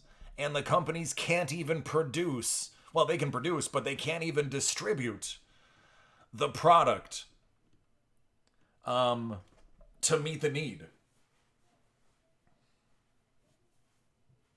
There are certain items that are staples of breaking that I can't even get anymore because we have to save them for our online sales.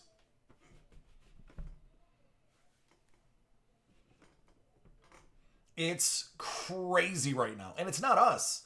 It's not us. If you look at our competitors, I'm not going to name them, but if you look at our competitors, we're still coming in most cases, not all of them, but in most cases, we're still coming in below our competitors. And that's something we're aiming for. See, man, I appreciate that. There you go. These people, they got to get their money. Buffalo is doing a thing now, too, where Buffalo is actually allowing the restaurants and bars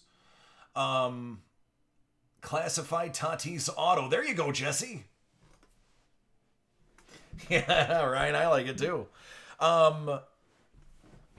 They're actually allowing restaurants and bars that serve food to send liquor to go, which is a no-no in New York State. We don't have packaged liquor laws that allow to-go containers, but they've actually put in a special amendment, a temporary amendment, to allow them to have liquor to go, so that you can, still get your bartenders, your favorite bartenders. Because normally, yeah, it would never happen here in Buffalo, but they said, listen, we're gonna let this happen because people are gonna go out of business if we don't. But it also allows you to get your, the bartender that you go to on the weekend who's not working anymore can at least go in, make some drinks, and make a little bit of scratch. Yeah, Ryan, I wouldn't expect you to, man. That's yours. Yeah, right, Jesse. I know what you mean. Those are the best ones.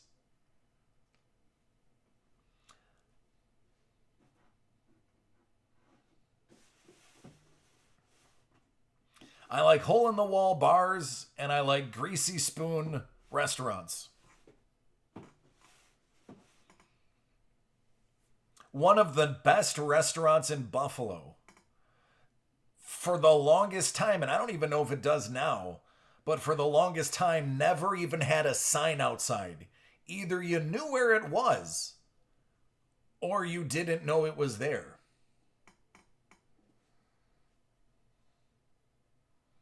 I went to Cheers in Boston. I didn't go inside, but I took a picture outside. It was so packed inside that I couldn't get in, so I just took a picture of it outside.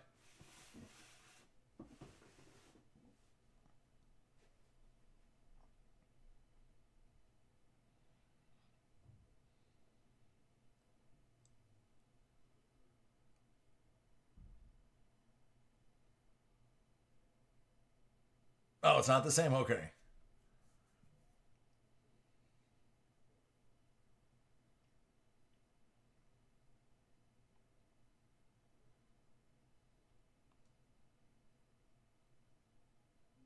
What a great name for a bar, though. I don't know, man. If I get another 6 out of 10 101s, I'm just going to tell everybody buy 10 boxes of these, have me do personal breaks. Gotcha. Okay, good. Good. I don't feel so bad then. This was in 1999 was the last time I was in Boston. The Big Dig was still going on the last time I was in Boston. But man, they loved me in Boston. I was on the John F. Kennedy aircraft carrier. As soon as they saw the name Kennedy on my uniform, forget about it. I did not drink. I did not pay a penny for drinks. As a matter of fact, I made money. People gave me money.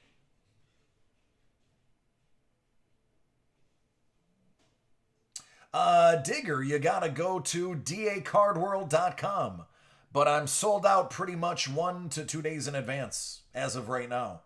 But you can check out what we have for the rest of the week. There are some stuff open for Thursday and Friday.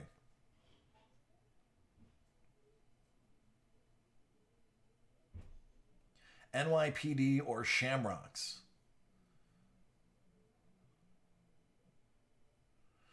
Nice. Yeah, I was there for Fleet Week 99/2000. No, it was 99. Yeah, it was Fleet Week 99.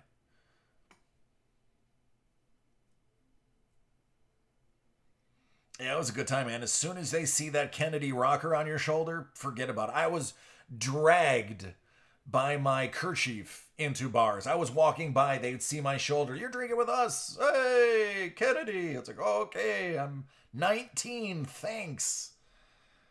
More hammered than I've ever been in my life. Well, I've never been to California, Mondo. I was told California would be my paradise because everything I love is in California. And a lot of the ideologies that I like are in California. I fear if I ever visit, I'll never return. My brother lived in San Diego. He dug it.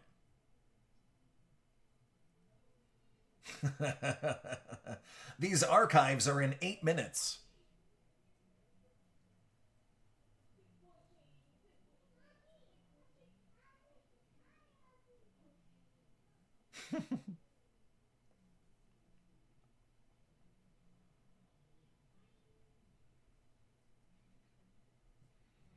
Yeah, my brother was stationed there. And then he stayed there a little bit afterwards. Um, and he loved it, man. Oh, I love homeless colonies. Get some of the best stories from those people.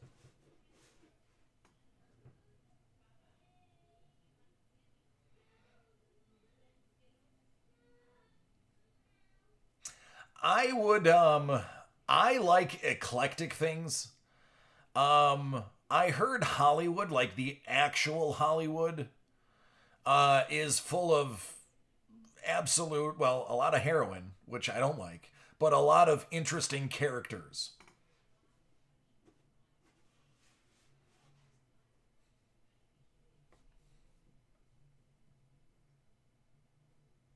I love food. Yep.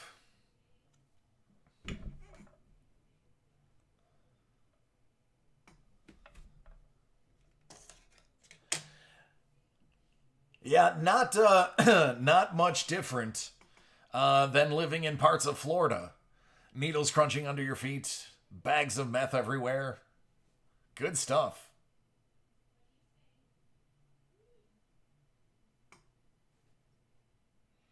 Oh, I know, Mondo. I know it's really dirty.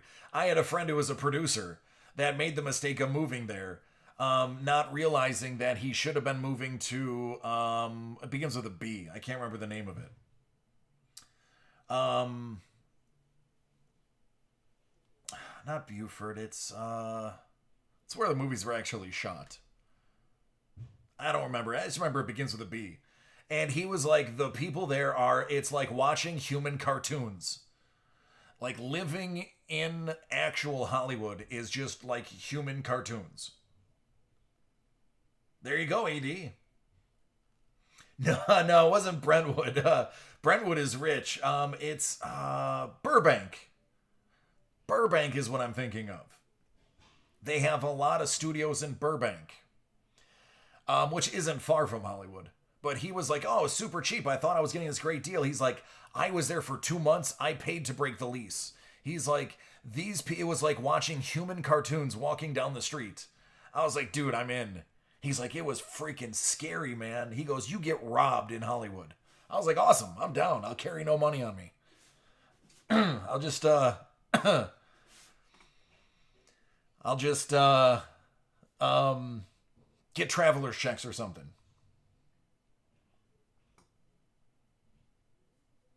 Yeah. Oh yeah. Yep.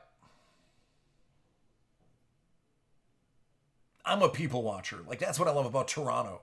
Toronto in the summer, the homeless people, the street kids, they're not homeless per se. They all have places to go. But I mean, the performances are like New York City. The people are just chill. Everyone's got a story for you. Everyone's nice. I loved Toronto. I haven't been there in a little while. I'm due. But it's just I love to go to Toronto and people watch. Toronto have really great people though. What a melting pot that city is.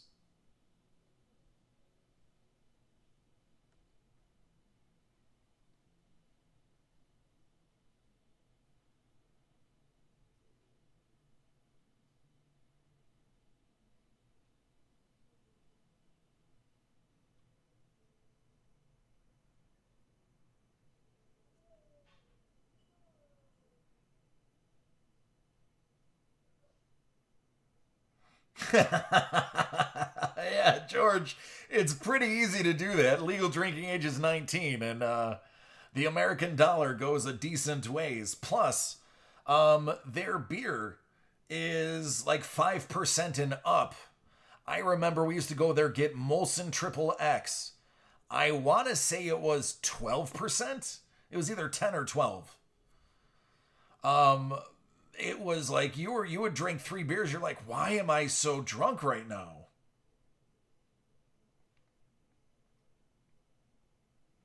There it is. Yep, Molson. That's exactly it, man. Molson Triple X, brother. Oh, people don't understand. Because like it drinks like a regular beer. It's like, oh cool, yeah, I'll just give me a couple of those. And I thought it was cool because there's triple X on the label. I'm like, you're a teenager, triple X. And then you pound three and you're like, what the heck is happening? Why am I getting crap faced? And then you look and it's like 10% alcohol. You're like, oh my god, okay, I just took 6 beers to the face in essence. And for a while, I mean, stateside beer, it was only 3 or 4%. Yeah, AD, it's nice, man. It's very nice over there. They definitely have summer. Definitely. It's right. Yep.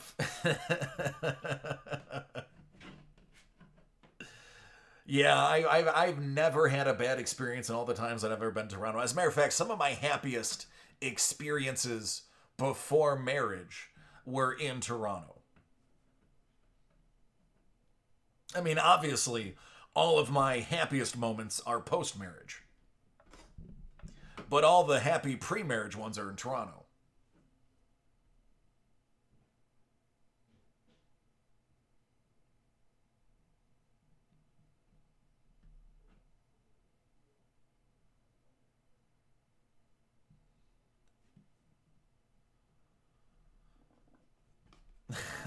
Here you go, Ryan. Every day is birthday suit at Ryan's house when the kids are gone.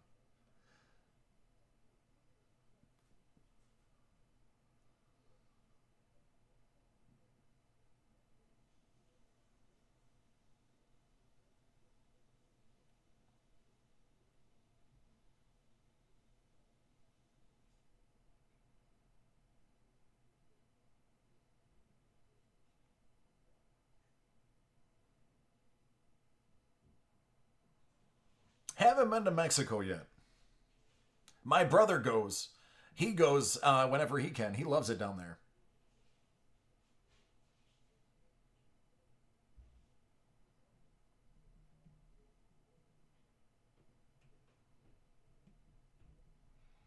All right, I think it's time to do some baseball.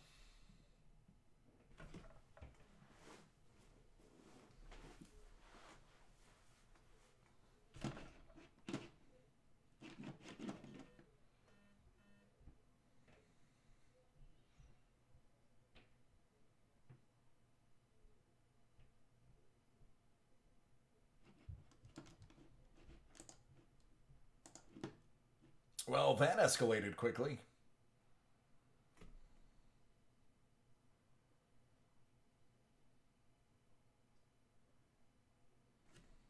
All right, put that on the back burner.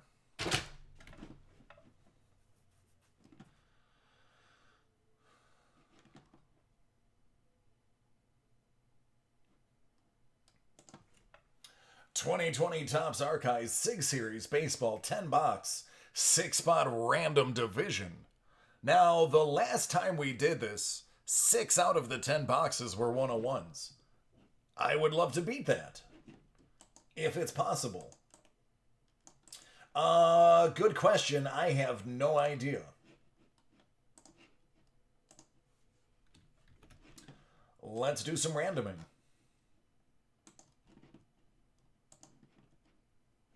12. You know what?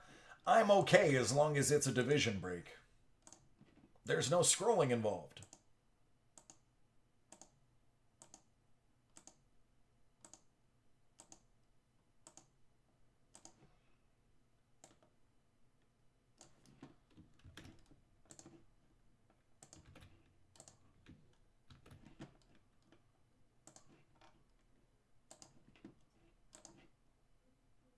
3.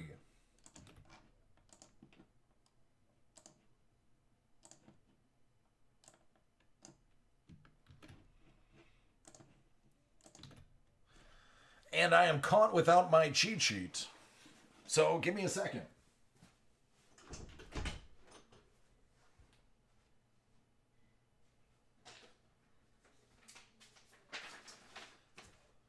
All right. So, Steven, you got the NL Central. That's going to be Pittsburgh, the Cubs, Milwaukee, St. Louis, and Cincy. Henry G, you got the AL West. Houston, the Angels, Seattle, Oakland, and Texas. Daniel H, the AL Central. Minnesota, Detroit, Cleveland, the White Sox, and KC. Michael K, you got everything else, man. You got the NL West, NL East, and the coveted AL East. So, that's going to be the Mets, Atlanta, Washington, Philadelphia, Miami, Arizona, Colorado, San Francisco, the Dodgers, San Diego, Boston, Toronto, the Yankees, Baltimore, and Tampa Bay. May the Quan be all of you. Mondo is sending you guys the Quan. Let me get my special Topps cutter.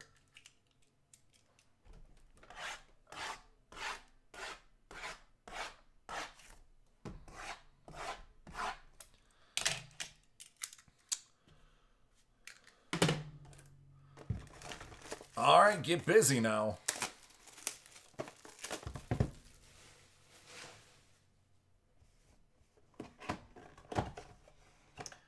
Here we go again. 1/1, Mike Clevinger. Right out the box. Cleveland. Land of Cleves. Or so they say. That is the AL Central. Daniel, you're starting us off with the first 101 of hopefully many, many more to come. The Quan is alive and well.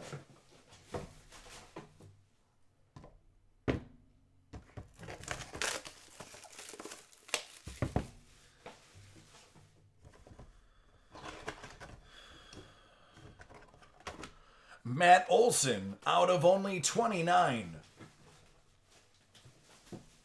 28 out of 29 to be exact, which I believe is the jersey number. Alrighty then. It's not a 101, but it's a jersey out of 29. AL West, there you go. Henry G. All right, 2 up. 2 I approve of. Out of 30, Austin Meadows. Goes to the Berg. Pittsburgh is the NL Central. Stephen M.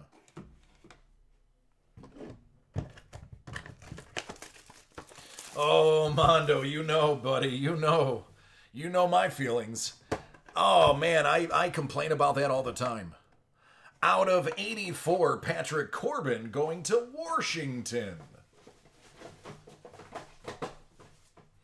That's the NL East. Michael K. I refuse to buy any card, no matter how bad I want it, if it says eBay 101.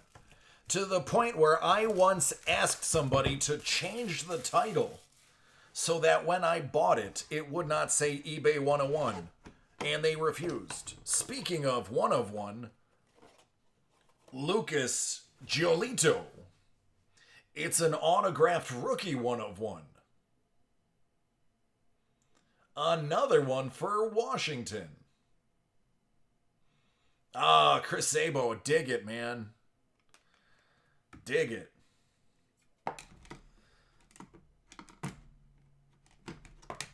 Some of that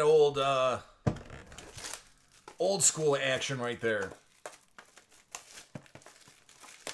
Oh no, Mondo. Now what they're doing is they're paying the $1.80 to get the subtitle, and they're putting True 101 in the subtitle so that it still comes up. You are correct with those giant, huge goggles he wore. Hunter Pence for the Giants out of just 59.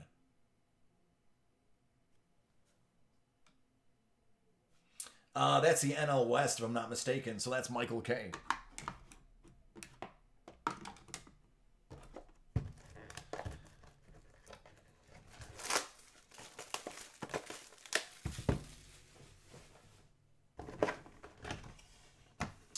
Out of 99, Christian Vasquez. That's going to be the AL East, Michael K.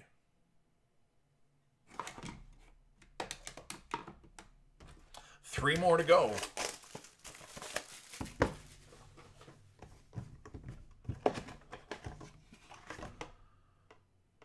Well, this is probably a 101 because each time I've gotten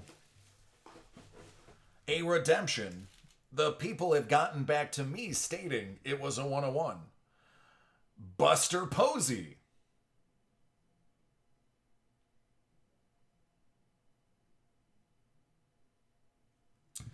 So, I have to assume there's only one place it can be, and that's the Orioles, right? Giants. Wrong orange in my head.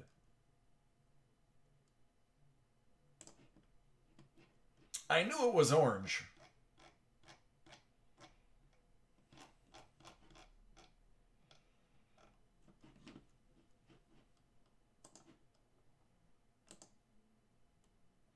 All right, then.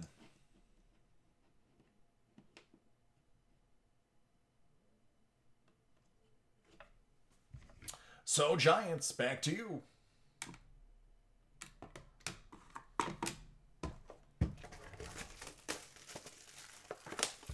I open so many cards that sometimes I just look at the player and the name, I see the color of their uniform.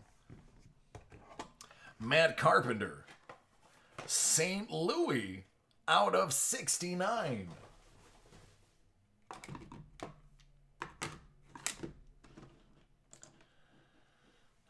St. Louis NL Central. That's going to be Stephen M. Last box. Let's close this on a high note. How about a little Vlad 1 of 1? Close. Not even. Jean Segura out of 16. Milwaukee NL Central. Listen, Steven, for grabbing one spot, you did pretty darn well, my friend. Just saying.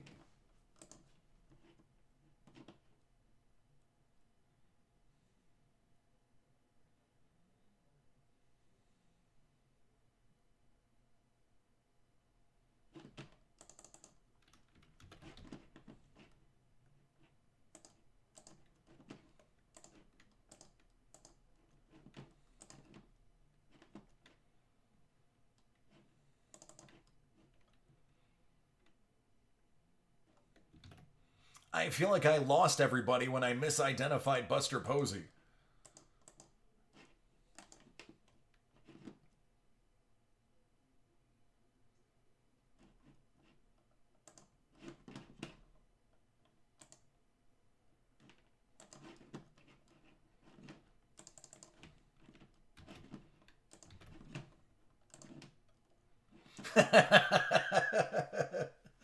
Thank you, Mondo. It's not so uncomfortable anymore.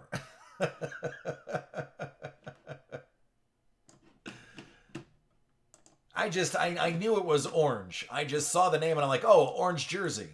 And unfortunately, Baltimore was the first thing that came to mind. Which, I mean, it's a reasonable error to make. There's worse error. I could have been like, oh, he's definitely an Oakland A.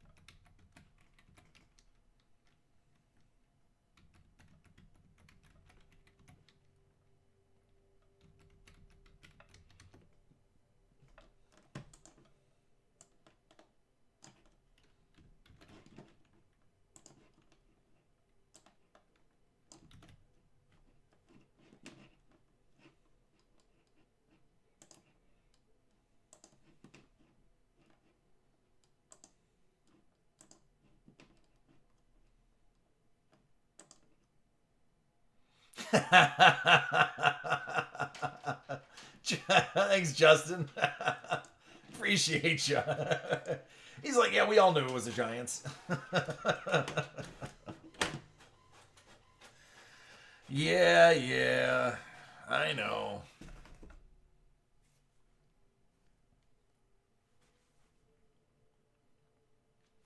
Hey, Steve, yeah, man, you did. It's pretty solid, bro. Pretty solid.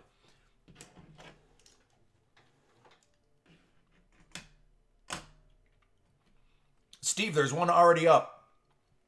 Go to the site. I think he posted one today. ZS, yeah, we're doing personals if you already have them in.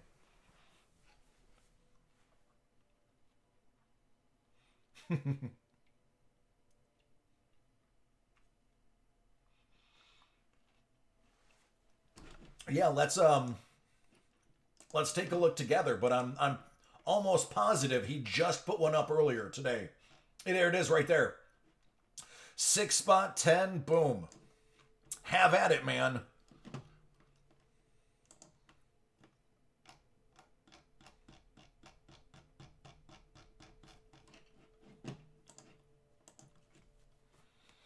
Who do I want them to get? Well, here's the problem. I don't follow. I obviously know the top picks. I don't think the Bills are going to move back into the first round because we honestly don't have to. Fact of the matter is, the most pressing position, in my opinion, that we have is an edge rusher or a defensive end. End slash edge rusher. We're okay in our secondary. We have a solid wide receiver core now. Running back, we could use somebody if we end up getting Fournette. It would be nice, just somebody to kind of be a bruiser for Devin Singletary. Though I wouldn't mind seeing what Christian Wade could do. Which reminds me, I gotta get a Christian Wade autograph before he leaves the league. I don't know who would still possibly be around at the end of the second round that would be a worthwhile edge rusher. Oh, Singletary is going to be great. You're absolutely correct. That's why I'm trying to get my hands, well, I'm not actively, I was trying to get my hands on as many Singletaries as I could. I have a couple. And I have one that I'm waiting on from Panini that I'll probably be waiting on forever because it's an out of 35 Illusions dual patch auto Singletary Montgomery.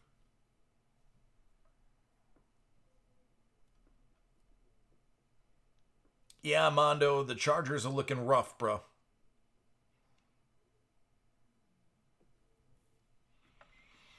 Yeah. Normally I would just call in after 6 months and be like, give me the points. Or who do you have? Do you have so and so? Give me one of theirs.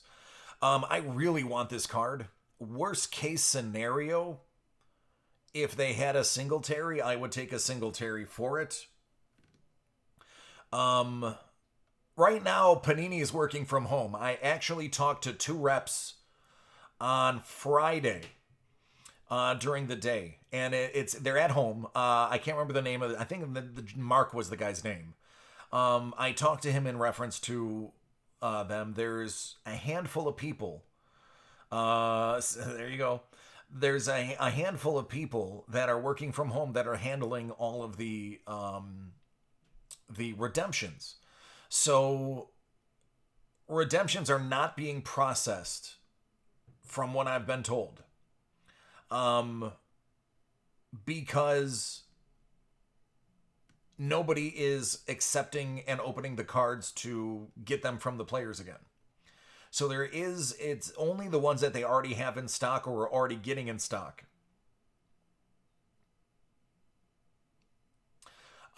So it's gonna be a little while longer. This one is one that I'm interested in waiting for, unless I can call them up and they can give me a decent low number alternative Singletary.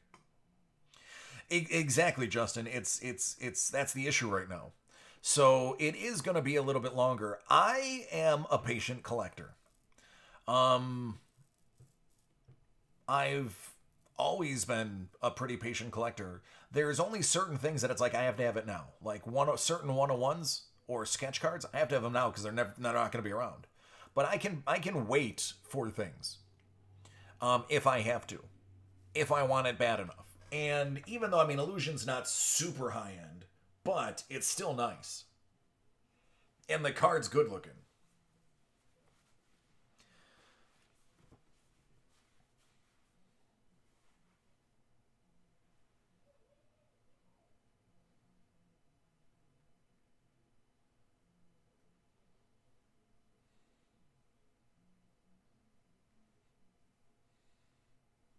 And Ryan, what did they say?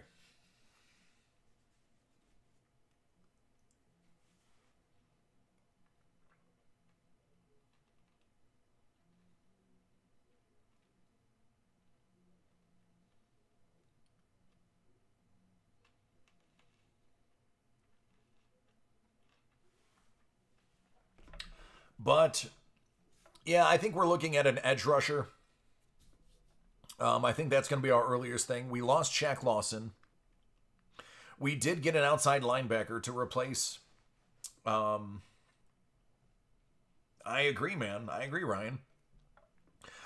We were good at linebacker. We got one of the best young middle linebackers in the game right now. If you talk about age to production ratio, I mean the kid's. I think he just turned 21. Um, and he already has 240 tackles in his career. So we have a stud middle linebacker, and we've got him for 5 years because he was a first round pick. Um, our offense, I mean, you can never have too many linemen. If there's a solid plug and play interior lineman, I wouldn't be surprised if we went after them. However, I believe edge would be our edge slash DE would be our big um, our big go after, our big target. That's the word I was looking for.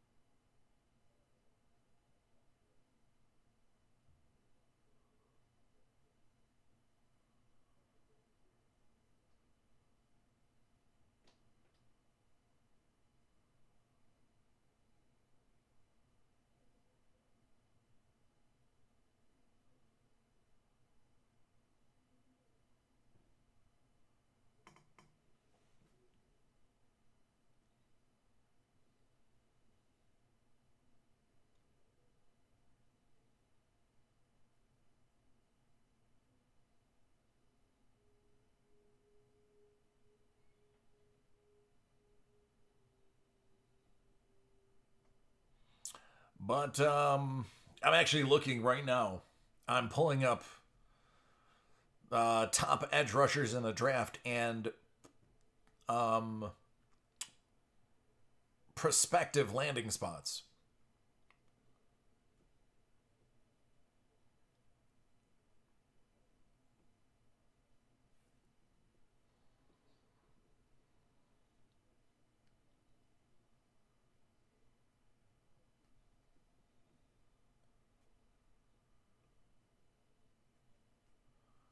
Programs.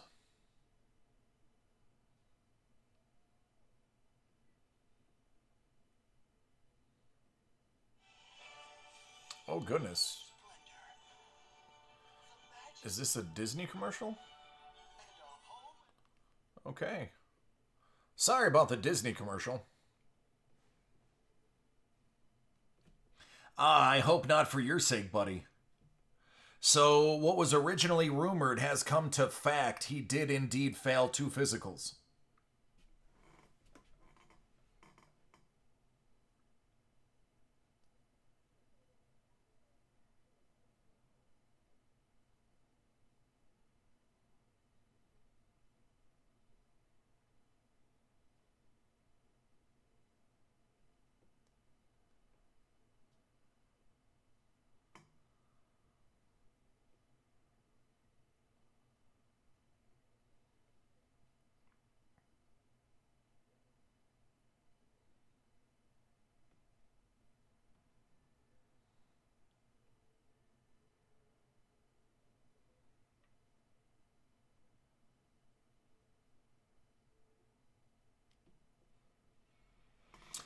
Um, yeah, the Clowney thing is interesting to me. I can understand why nobody's grabbed him.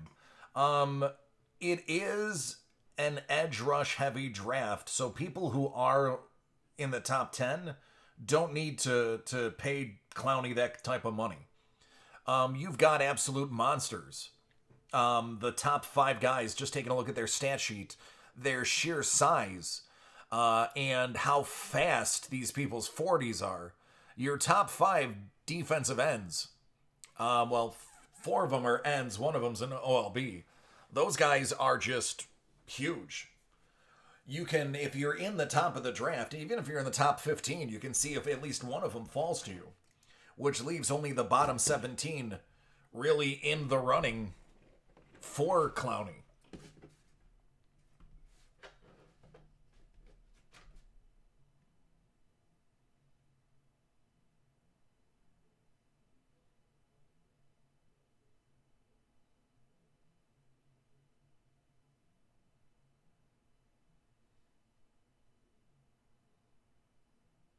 But again, I just open cards. I don't know mostly what I'm talking about.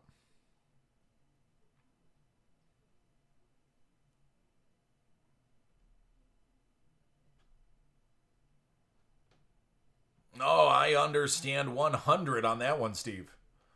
Yep.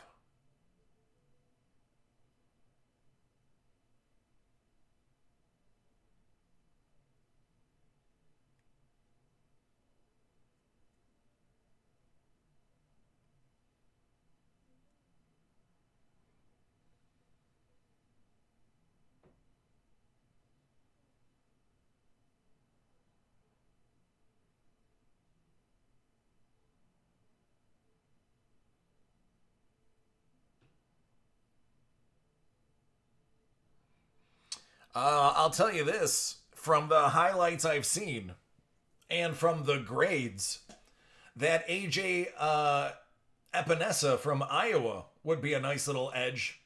It's a big dude who's quick.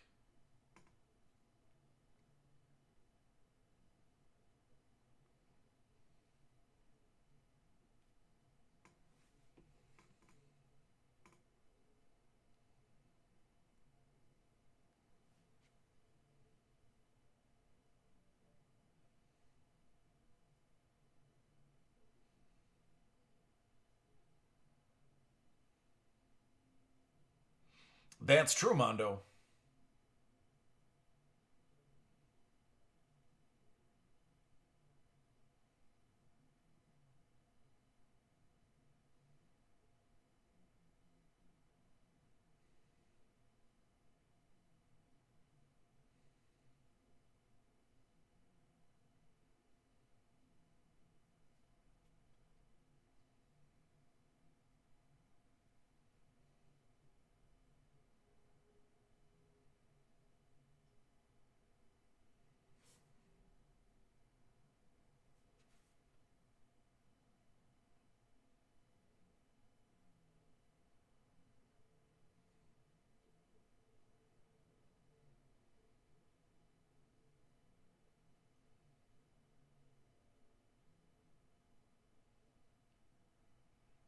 I dig it. That's right. You know it, man.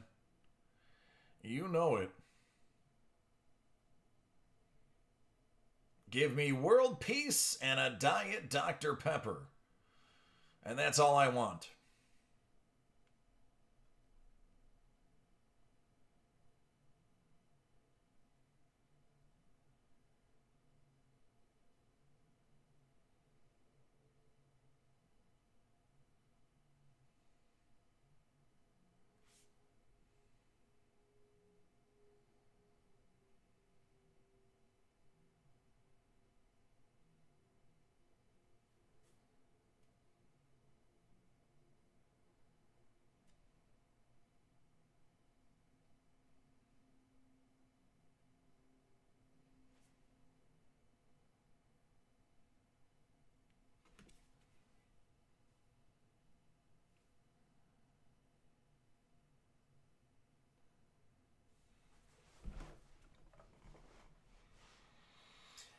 It's going to be interesting. I just can't wait for the next 48 hours to just see. Even though I'm not in the first round, my team's not in the first round, we don't think we're going to move into the first round. I still think it's going to be worth watching because there's going to be a lot of interesting things that happen.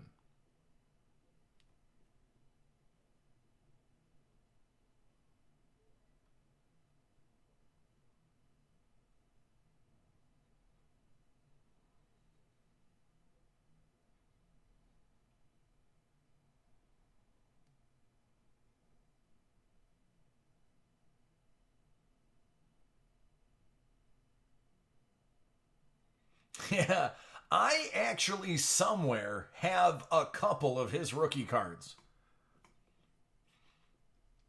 I was just thumbing through getting rid of some of the old school 90s garbage that is worthless. Throughout like 4,000 cards. And I came across a couple of Seiyao. A couple of Seiyaos. I came across a Megatron rookie. I came across Ray Lewis. A couple of like not signed or anything, but just old school rookies. I was like, oh, those I'm saving.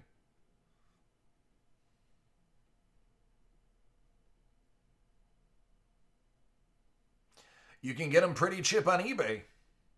Not everyone appreciates a solid linebacker. I do. I do.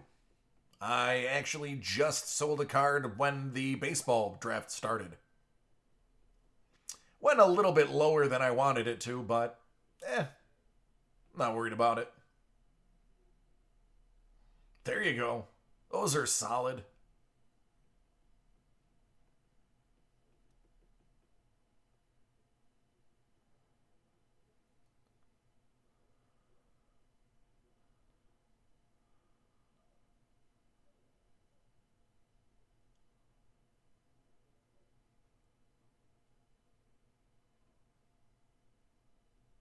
Yeah. And I don't do buy it nows. I do drafts. Mondo, I can't say it on this channel because I'd be competing with David Adams.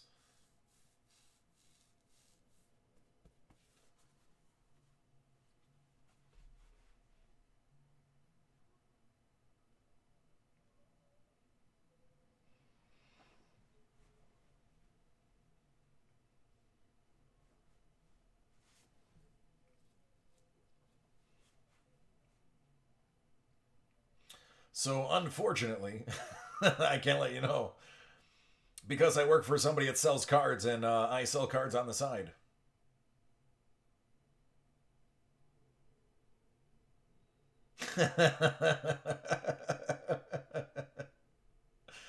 Oh, Mondo, you're funny, man.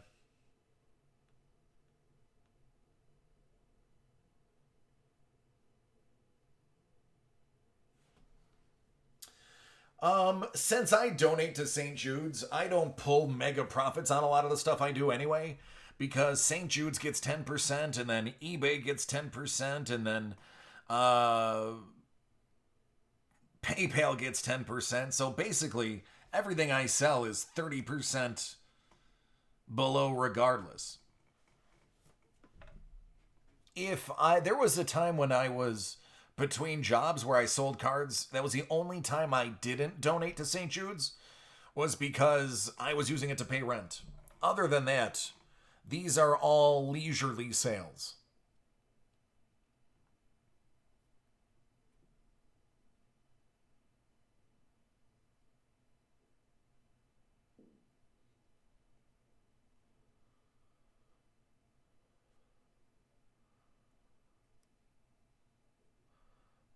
So here's I don't think my name is on here so I can show you. So here's what just sold.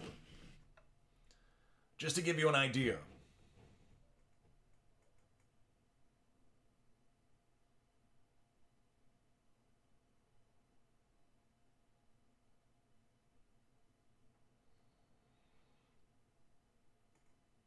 Now here's the kicker. If they don't get another quarterback before the season starts, this card is worth a lot more than that. On the flip side, if they draft a quarterback or grab like Cam Newton or somebody or Andy Dalton, then this card becomes worthless.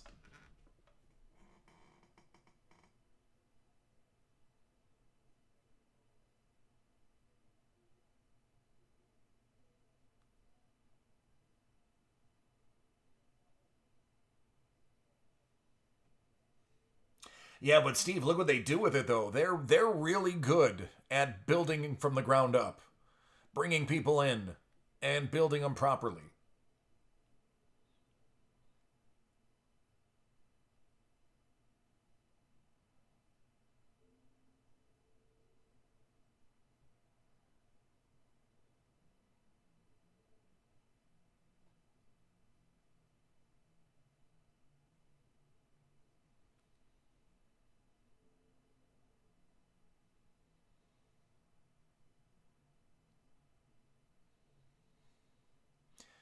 I have um I have a purchase that's I'm probably not going to see for months cuz it's in Serbia right now. Good luck getting anything out of Serbia.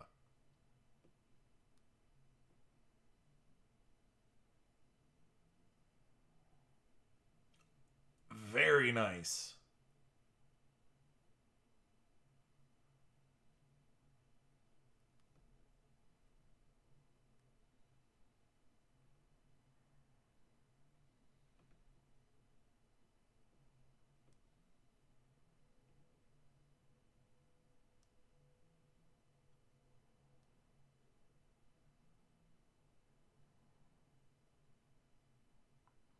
Yeah, I don't have anything selling right now. That was the only thing I had going. Once I get my stuff back from 2020, the Project 2020, then I'll have more stuff up.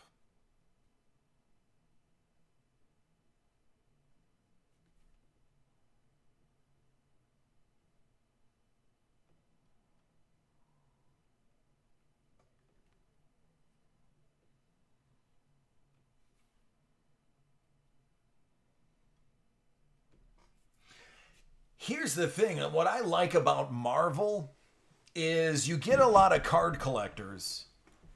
There's a good let me get my microphone. I'm going to shift where I'm sitting. There's a good number of people that are in the hobby just to make money. And when it comes to them dipping their toe into the Marvel line, they're looking for autos, they're looking for sketch cards. But if they're not true fans of Marvel, they don't necessarily know who each of these actors are. And a lot of the Marvel actors haven't done a ton of things outside of Marvel. So if you don't watch the Marvel movies, you won't see how amazing some of these actors are. I'm going to give you an example. I'm going to give you a great example of how great somebody is.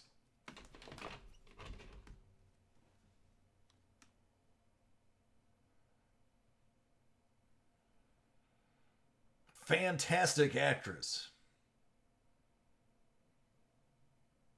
Florence Kasumba. But if you don't know who that is, I got a stack of Marvel stuff for 20 bucks. It was like a grab bag of stuff that was just ridiculously cheap because nobody knew who any of these people were. Ross is amazing. Exactly.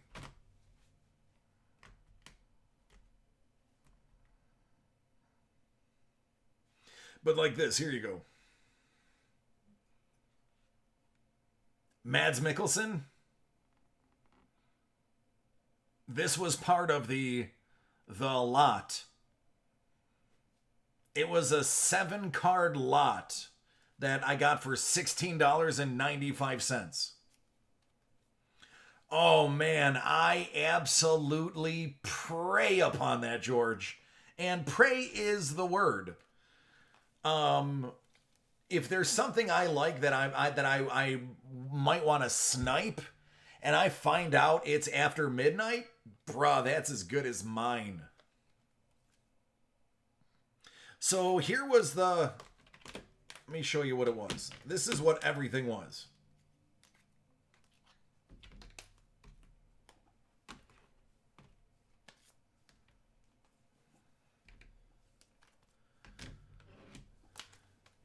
It was these 6 cards.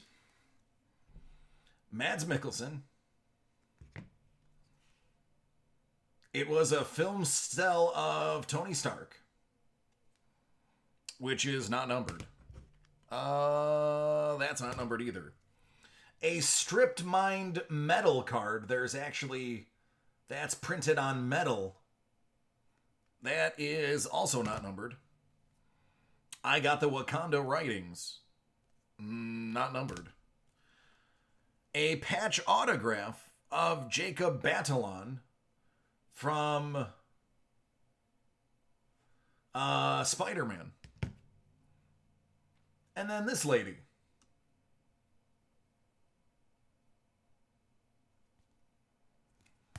The lot ended up being, I think it was 1647.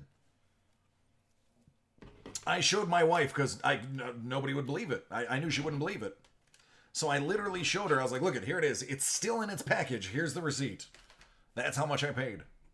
It is. Thank you, George. Thank you. That's exactly what I said. Yeah. Plus shipping. Yep. Oh, yeah, man.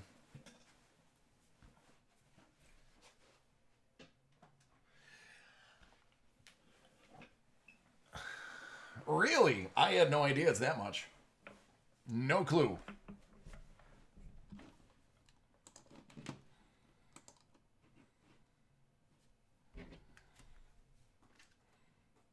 I was more excited about the Wakanda one. Honestly. Here, listen. I mean, COMC. If it go to COMC, COMC does all... It all starts at 99 cents. None of them have a reserve. And they have thousands of things up there.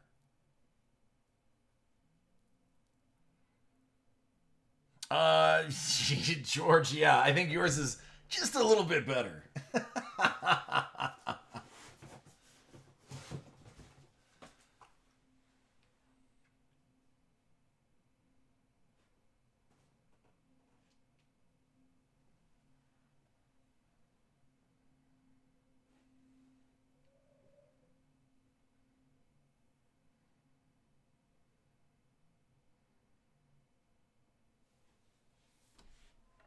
Yeah, COMC, sometimes you can snipe some crazy stuff.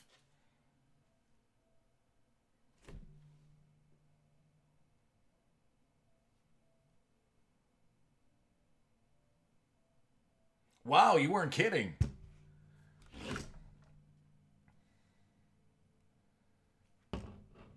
Yeah, that thing sells for $200. That's crazy. It was a lot listing, and that was like the last picture in the lot. The cover picture was the Black Panther. No, George.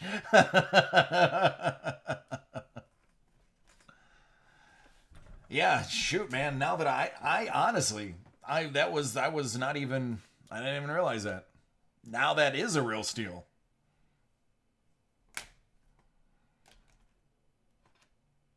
But true story. That was the one I was the most excited about.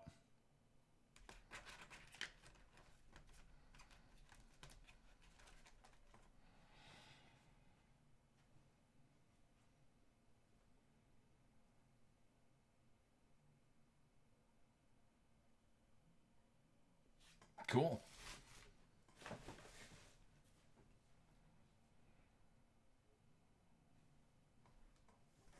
Now everybody's rushing to ComC real quick. Everybody in the chat is now on ComC.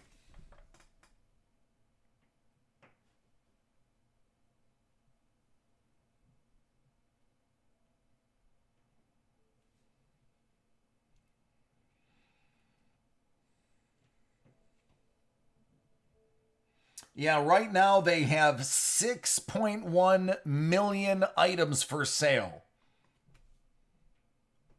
6.1 million items.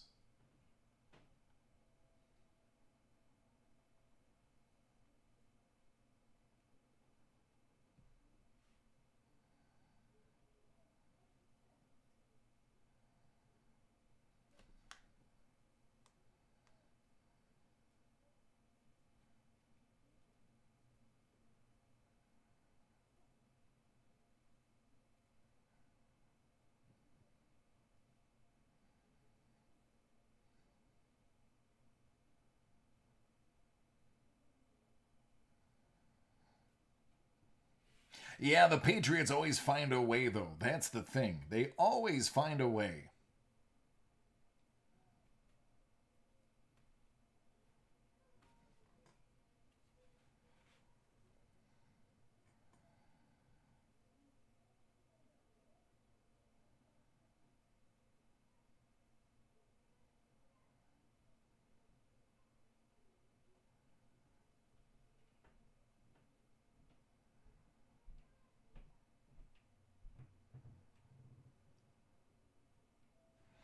See, I mean, look, for the Will Greer fans,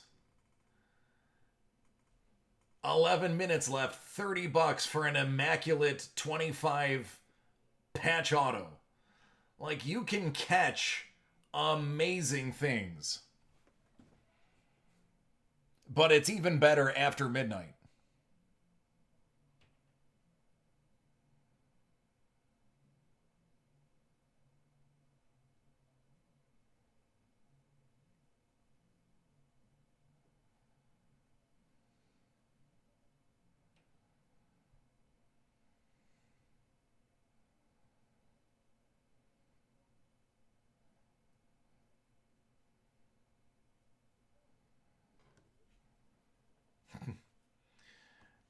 How about a nice Randy Johnson BGS graded 9 rookie? That's less than $10 with less than an hour to go. I love it.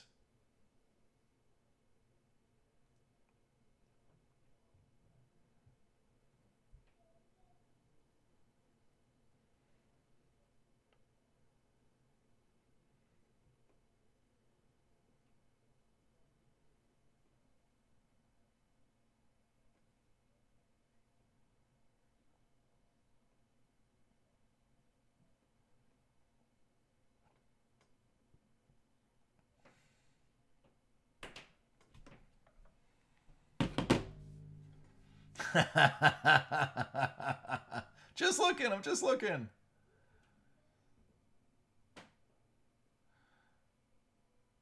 Where is what at?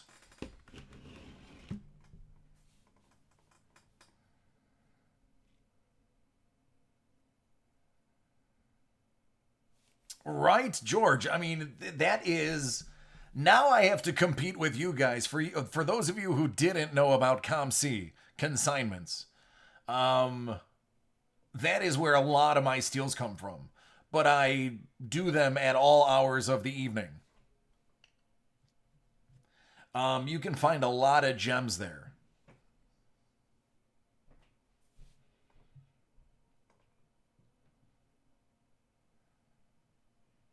Probstein is another one.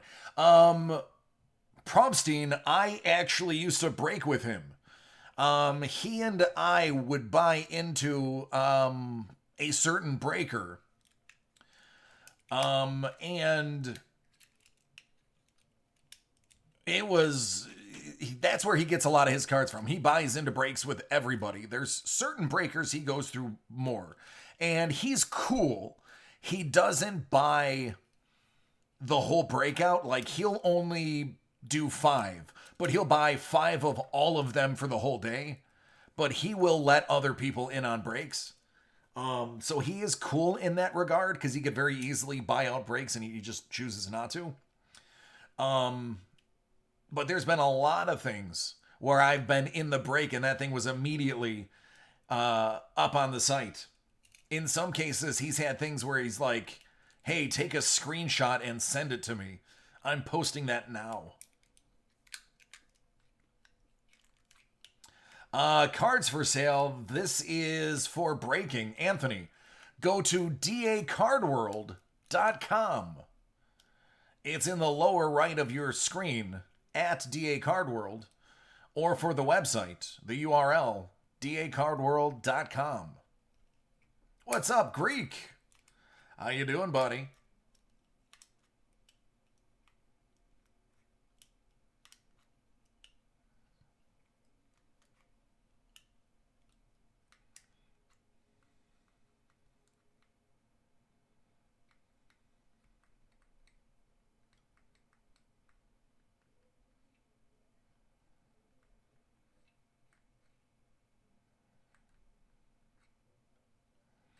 I'm going to be packing up today's breaks, and then I have some eBay stuff I have to pack up. And from the research of the haul that I made, I might be reselling some stuff.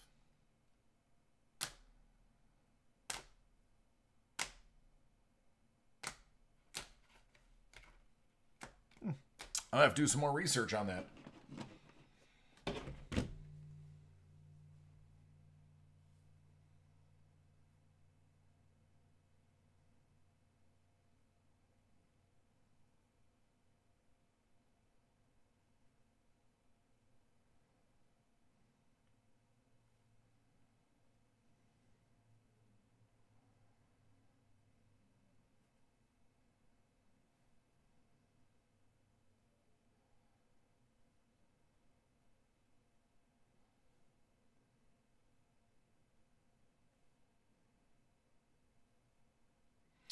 I mean, would you consider a Zion Williamson first off the line out of 29 any good? It all depends on your definition of good. It's about $1,200. There you go, Greek. Rico, dacardworld.com. Thanks, buddy. What can I say? I pull Zions, man. There's Steve. There you go, man. Yep. Hey, take care, George. Always a pleasure, friend. Stay healthy, stay safe.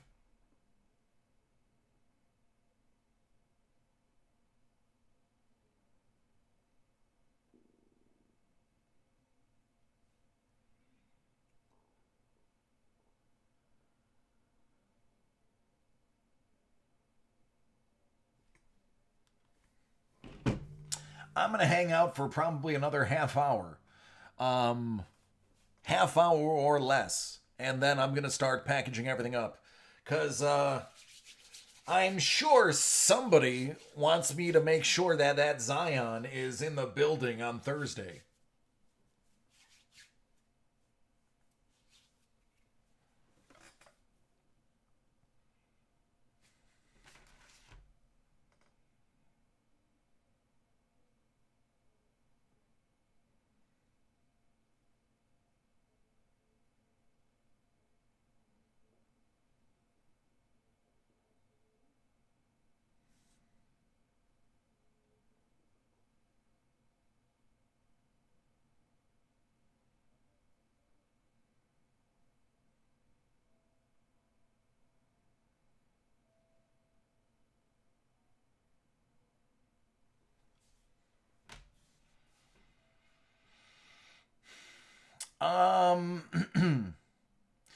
Justin, tribute? I have no clue, man. It's in such high demand.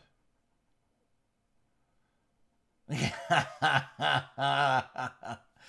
a couple of people that have already tried to get me to send it. Like, oh, it's trash. Send me your trash. Right, Greek? Um, yeah, I mean, Alex will always say how he pulled the 101. But if you look at my body of work since then, I've pulled the out of 20 auto. I pulled out of 29.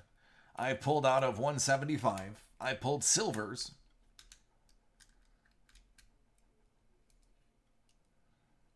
I think my total Zion output, dollar wise, is more than his output is.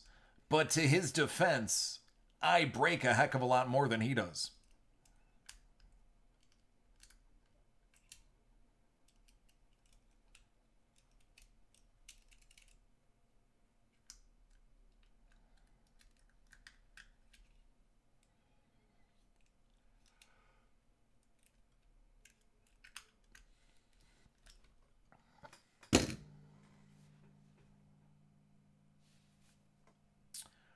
Yeah, it's going to be an interesting week.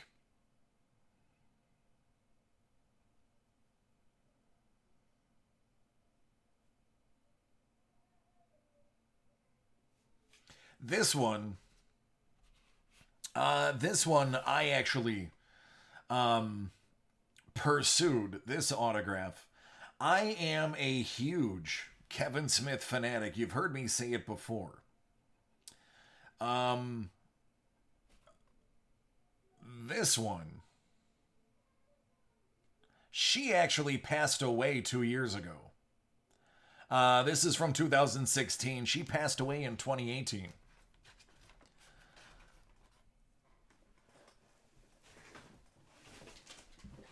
Oh, goodness.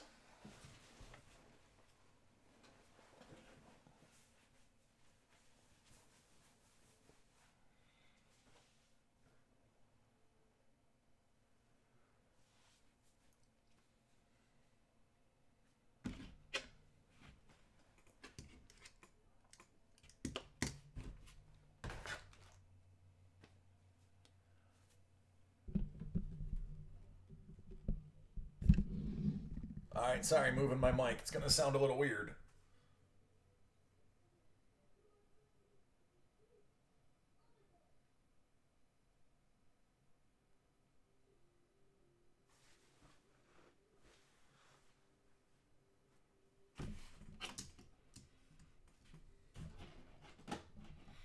I think everybody's shopping eBay now. I've lost the crowd.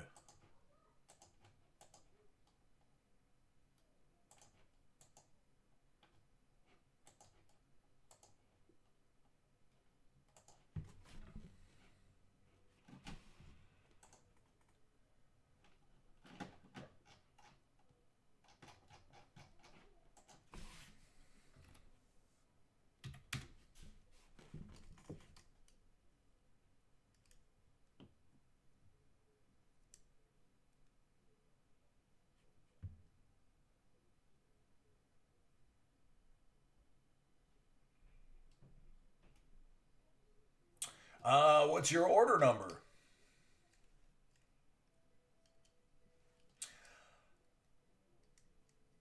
So, Bowman Sterling, I personally was never a huge Bowman Sterling fan. With that said, the design is a lot better now than it was before, even though it still has that, you know, classic look to it. I'm just not. I've just never. I mean, I understand the significance of Sterling, but I was never a huge fan.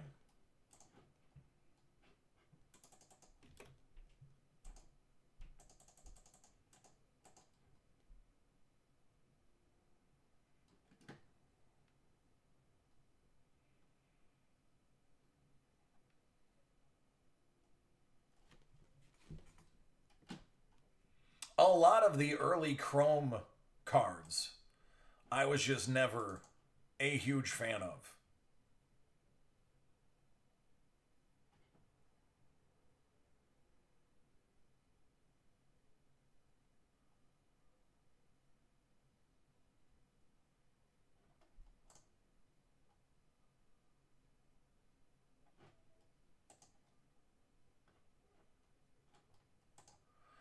Let me see. That is. Do, do, do.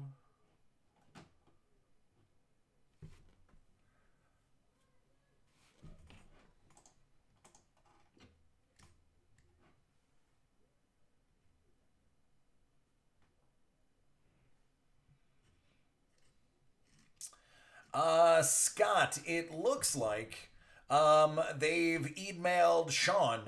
We only go in twice a week to pick up breaks. So if it is processed, I would be picking it up on Thursday unless Sean grabs it. Sean, I believe, goes in Friday. So if we can break that live, I would probably get it on Thursday.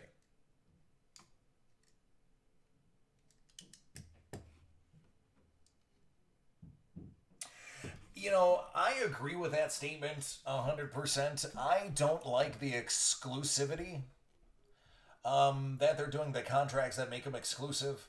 I think that's bad for business, just like EA owning the rights to simulation football.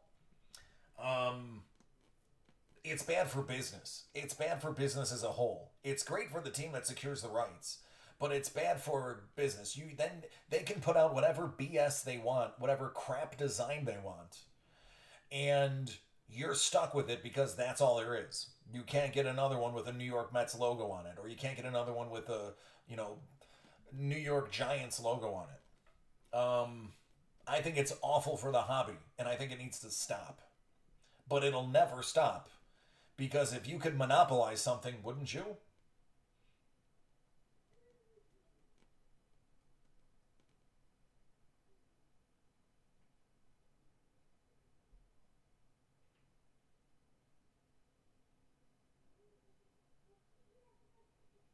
It's right.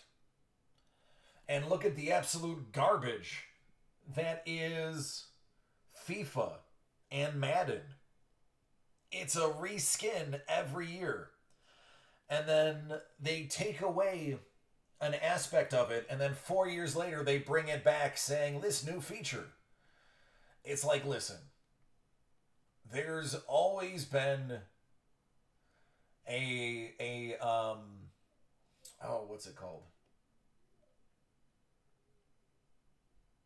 Crap, my brain just stopped, just shut down. Um, there's always been franchise. That's what, now I remember what I was saying. There's always been franchise, but they're like, oh, we tweaked franchise. Oh, we tweaked franchise. No, the franchise is the exact same. You just made it stupid so that the next year you can correct it and say it's fixed. Oh, I absolutely. I used to buy Madden every other year. Now I'll buy it every 3 to 4 years because there's no point. You can go online and you can download, somebody will update the roster for you.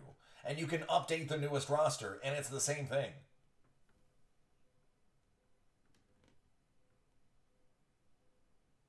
Ultimate Team is such the saddest money grab in the history of anything. That was the stupidest thing. Madden cards were fun. It was a fun thing that when you were playing the computer, or if you had a friend that agreed to play with Madden cards, it was a fun little quirky, ridiculous little, you know, game genie type addition to the game. Um, and they took that and they bastardized it by making it basically pay to play and then putting contracts on it so that those characters, you can only have them for so long even though you paid for them. It is EA Sports, and EA in general is a sick and depraved company. They are just disgusting. And they need to stop buying out their competition because they are a monopoly. Even though they beat the monopoly rap, they doesn't mean that they're not a monopoly. It's a joke. It's a joke. And now, if you pre-order, you're not getting anything special in the game. All you're getting is Ultimate Team crap. Well, what if you don't play Ultimate Team? No purpose in pre-ordering. They're very narrow-minded, and it's disgusting.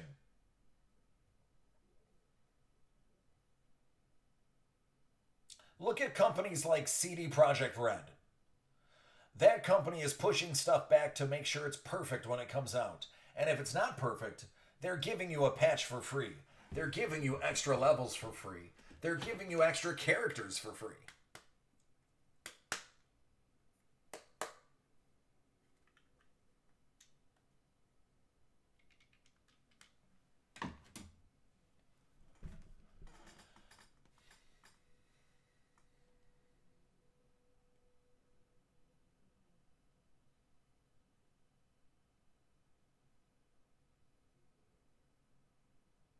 You can delete EA Sports all you want. I'm so over them. I am so glad they got stuck with Battlefield 2 or Battlefront 2. Um, when when the gamers rose and said, "You are killing Star Wars. You are absolutely killing Star Wars," and they basically told them to shove that game. Within 3 months of launch, you could buy that game for $10. It was on deep discount. And now, and now EA Sports doesn't have the exclusive rights to Star Wars anymore.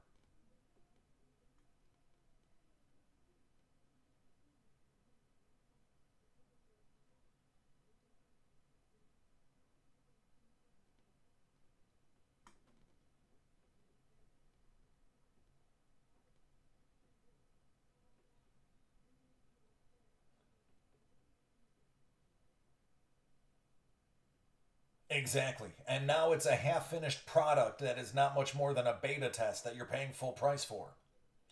Fortnite, that would be an amazing addition.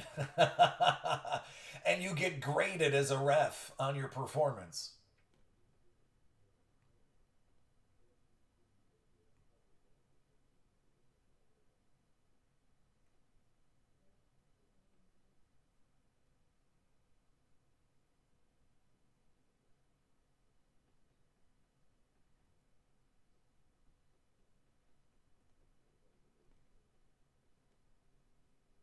Yeah, buddy. There you go, man. You know. You know. It's exactly what it's like.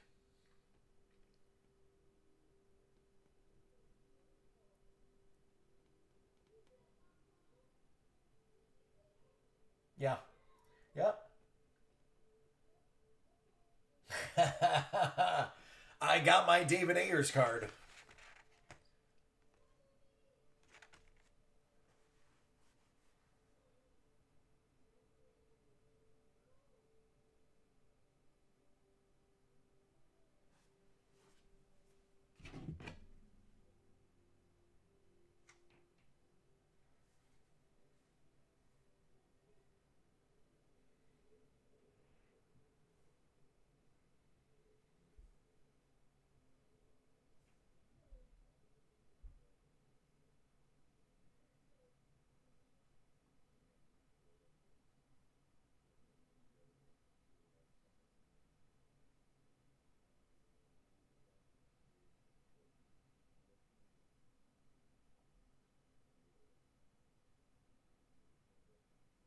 I would love to be the Zamboni driver.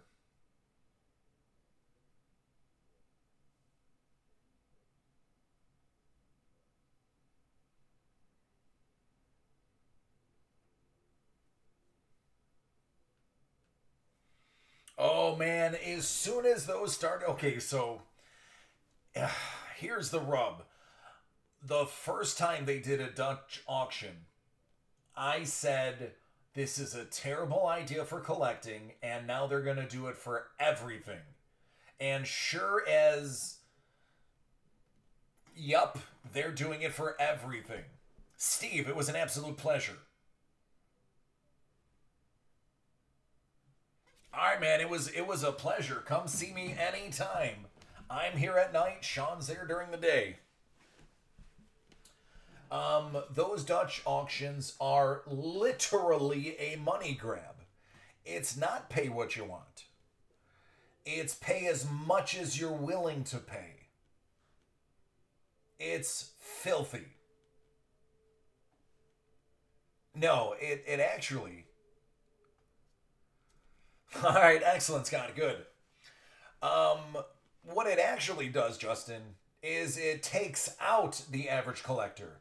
Now, only the big card companies like Dave and Adams, like our competitors, all the shops, all the big guys who have deep pockets. That just means we can afford to buy it before it gets to a level that you can afford it at. That's all it is. It's great for the hobby companies. It's great for Dave and Adams. It sucks for you and me because I can't get my hands on the football that I want to. Because when I want to buy it at 700, they can afford to buy it all at 900 and then sell it for 13. Oh, it's an absolute maddening cash grab.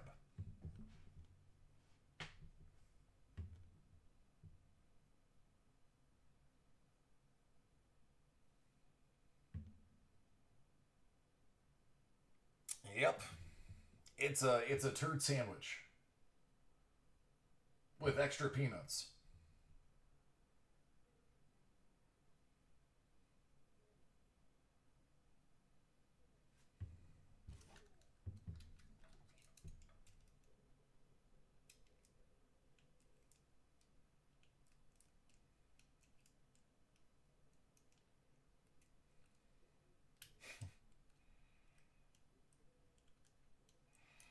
Oh, it's so. At one point, it used to be fairly easy to get a card from the points, but now, forget about it. You have to know exactly when they're dropping.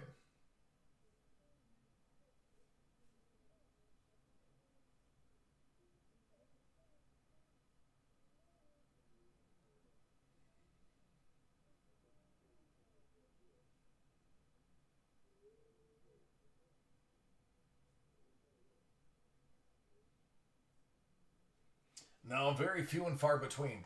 Typically, it's a lot of stuff that was up for redemption that people didn't wait for. So when the cards come in, they stick it in the Panini rewards.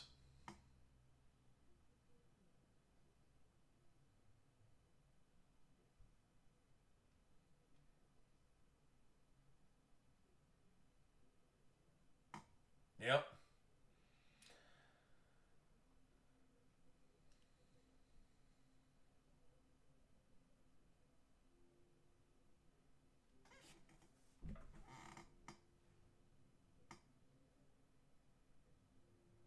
It's all right. You're really not missing much.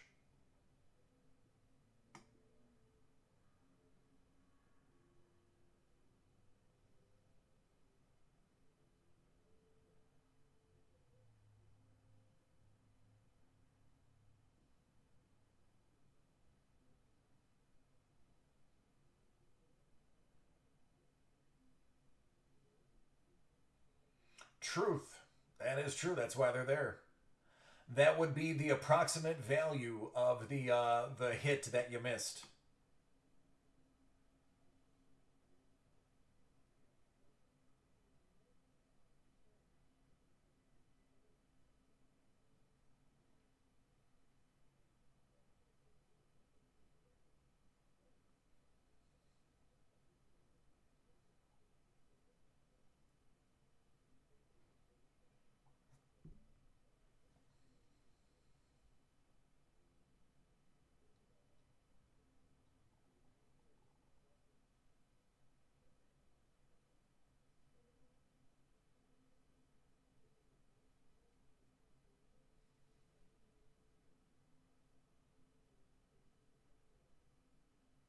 Oh, that's good. That was nice of them. Ryan, give it to Ike and have her throw it up on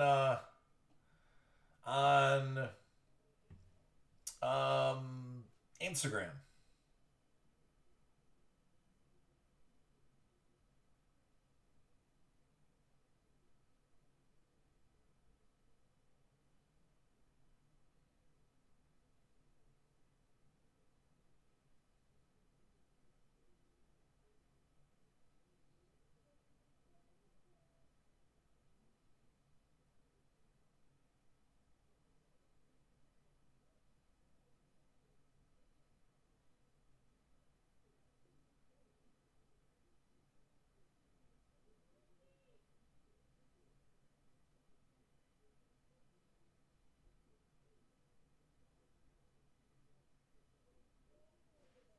I dig it, man. You get her to post it. I'll comment.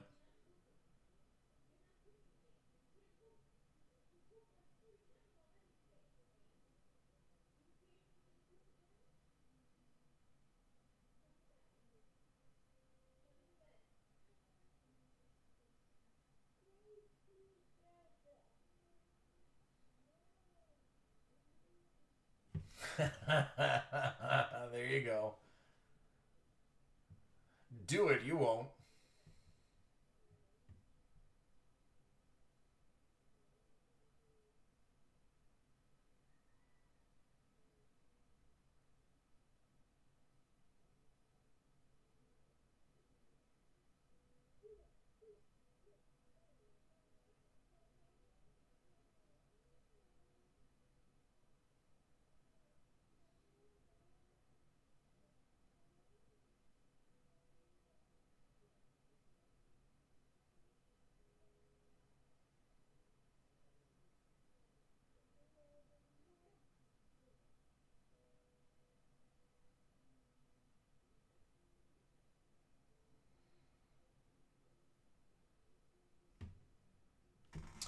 All right. Well, I will let you go.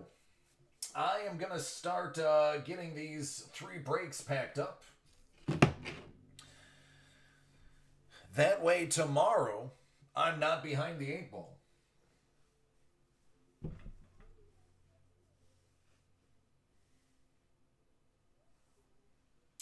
So, Greek, you have a good evening. Ryan, have a good evening. Justin, good evening.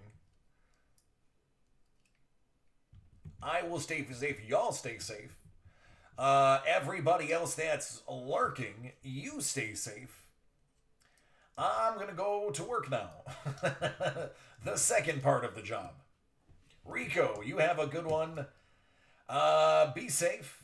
Wash your hands. And for goodness sakes, stop touching your face. See ya.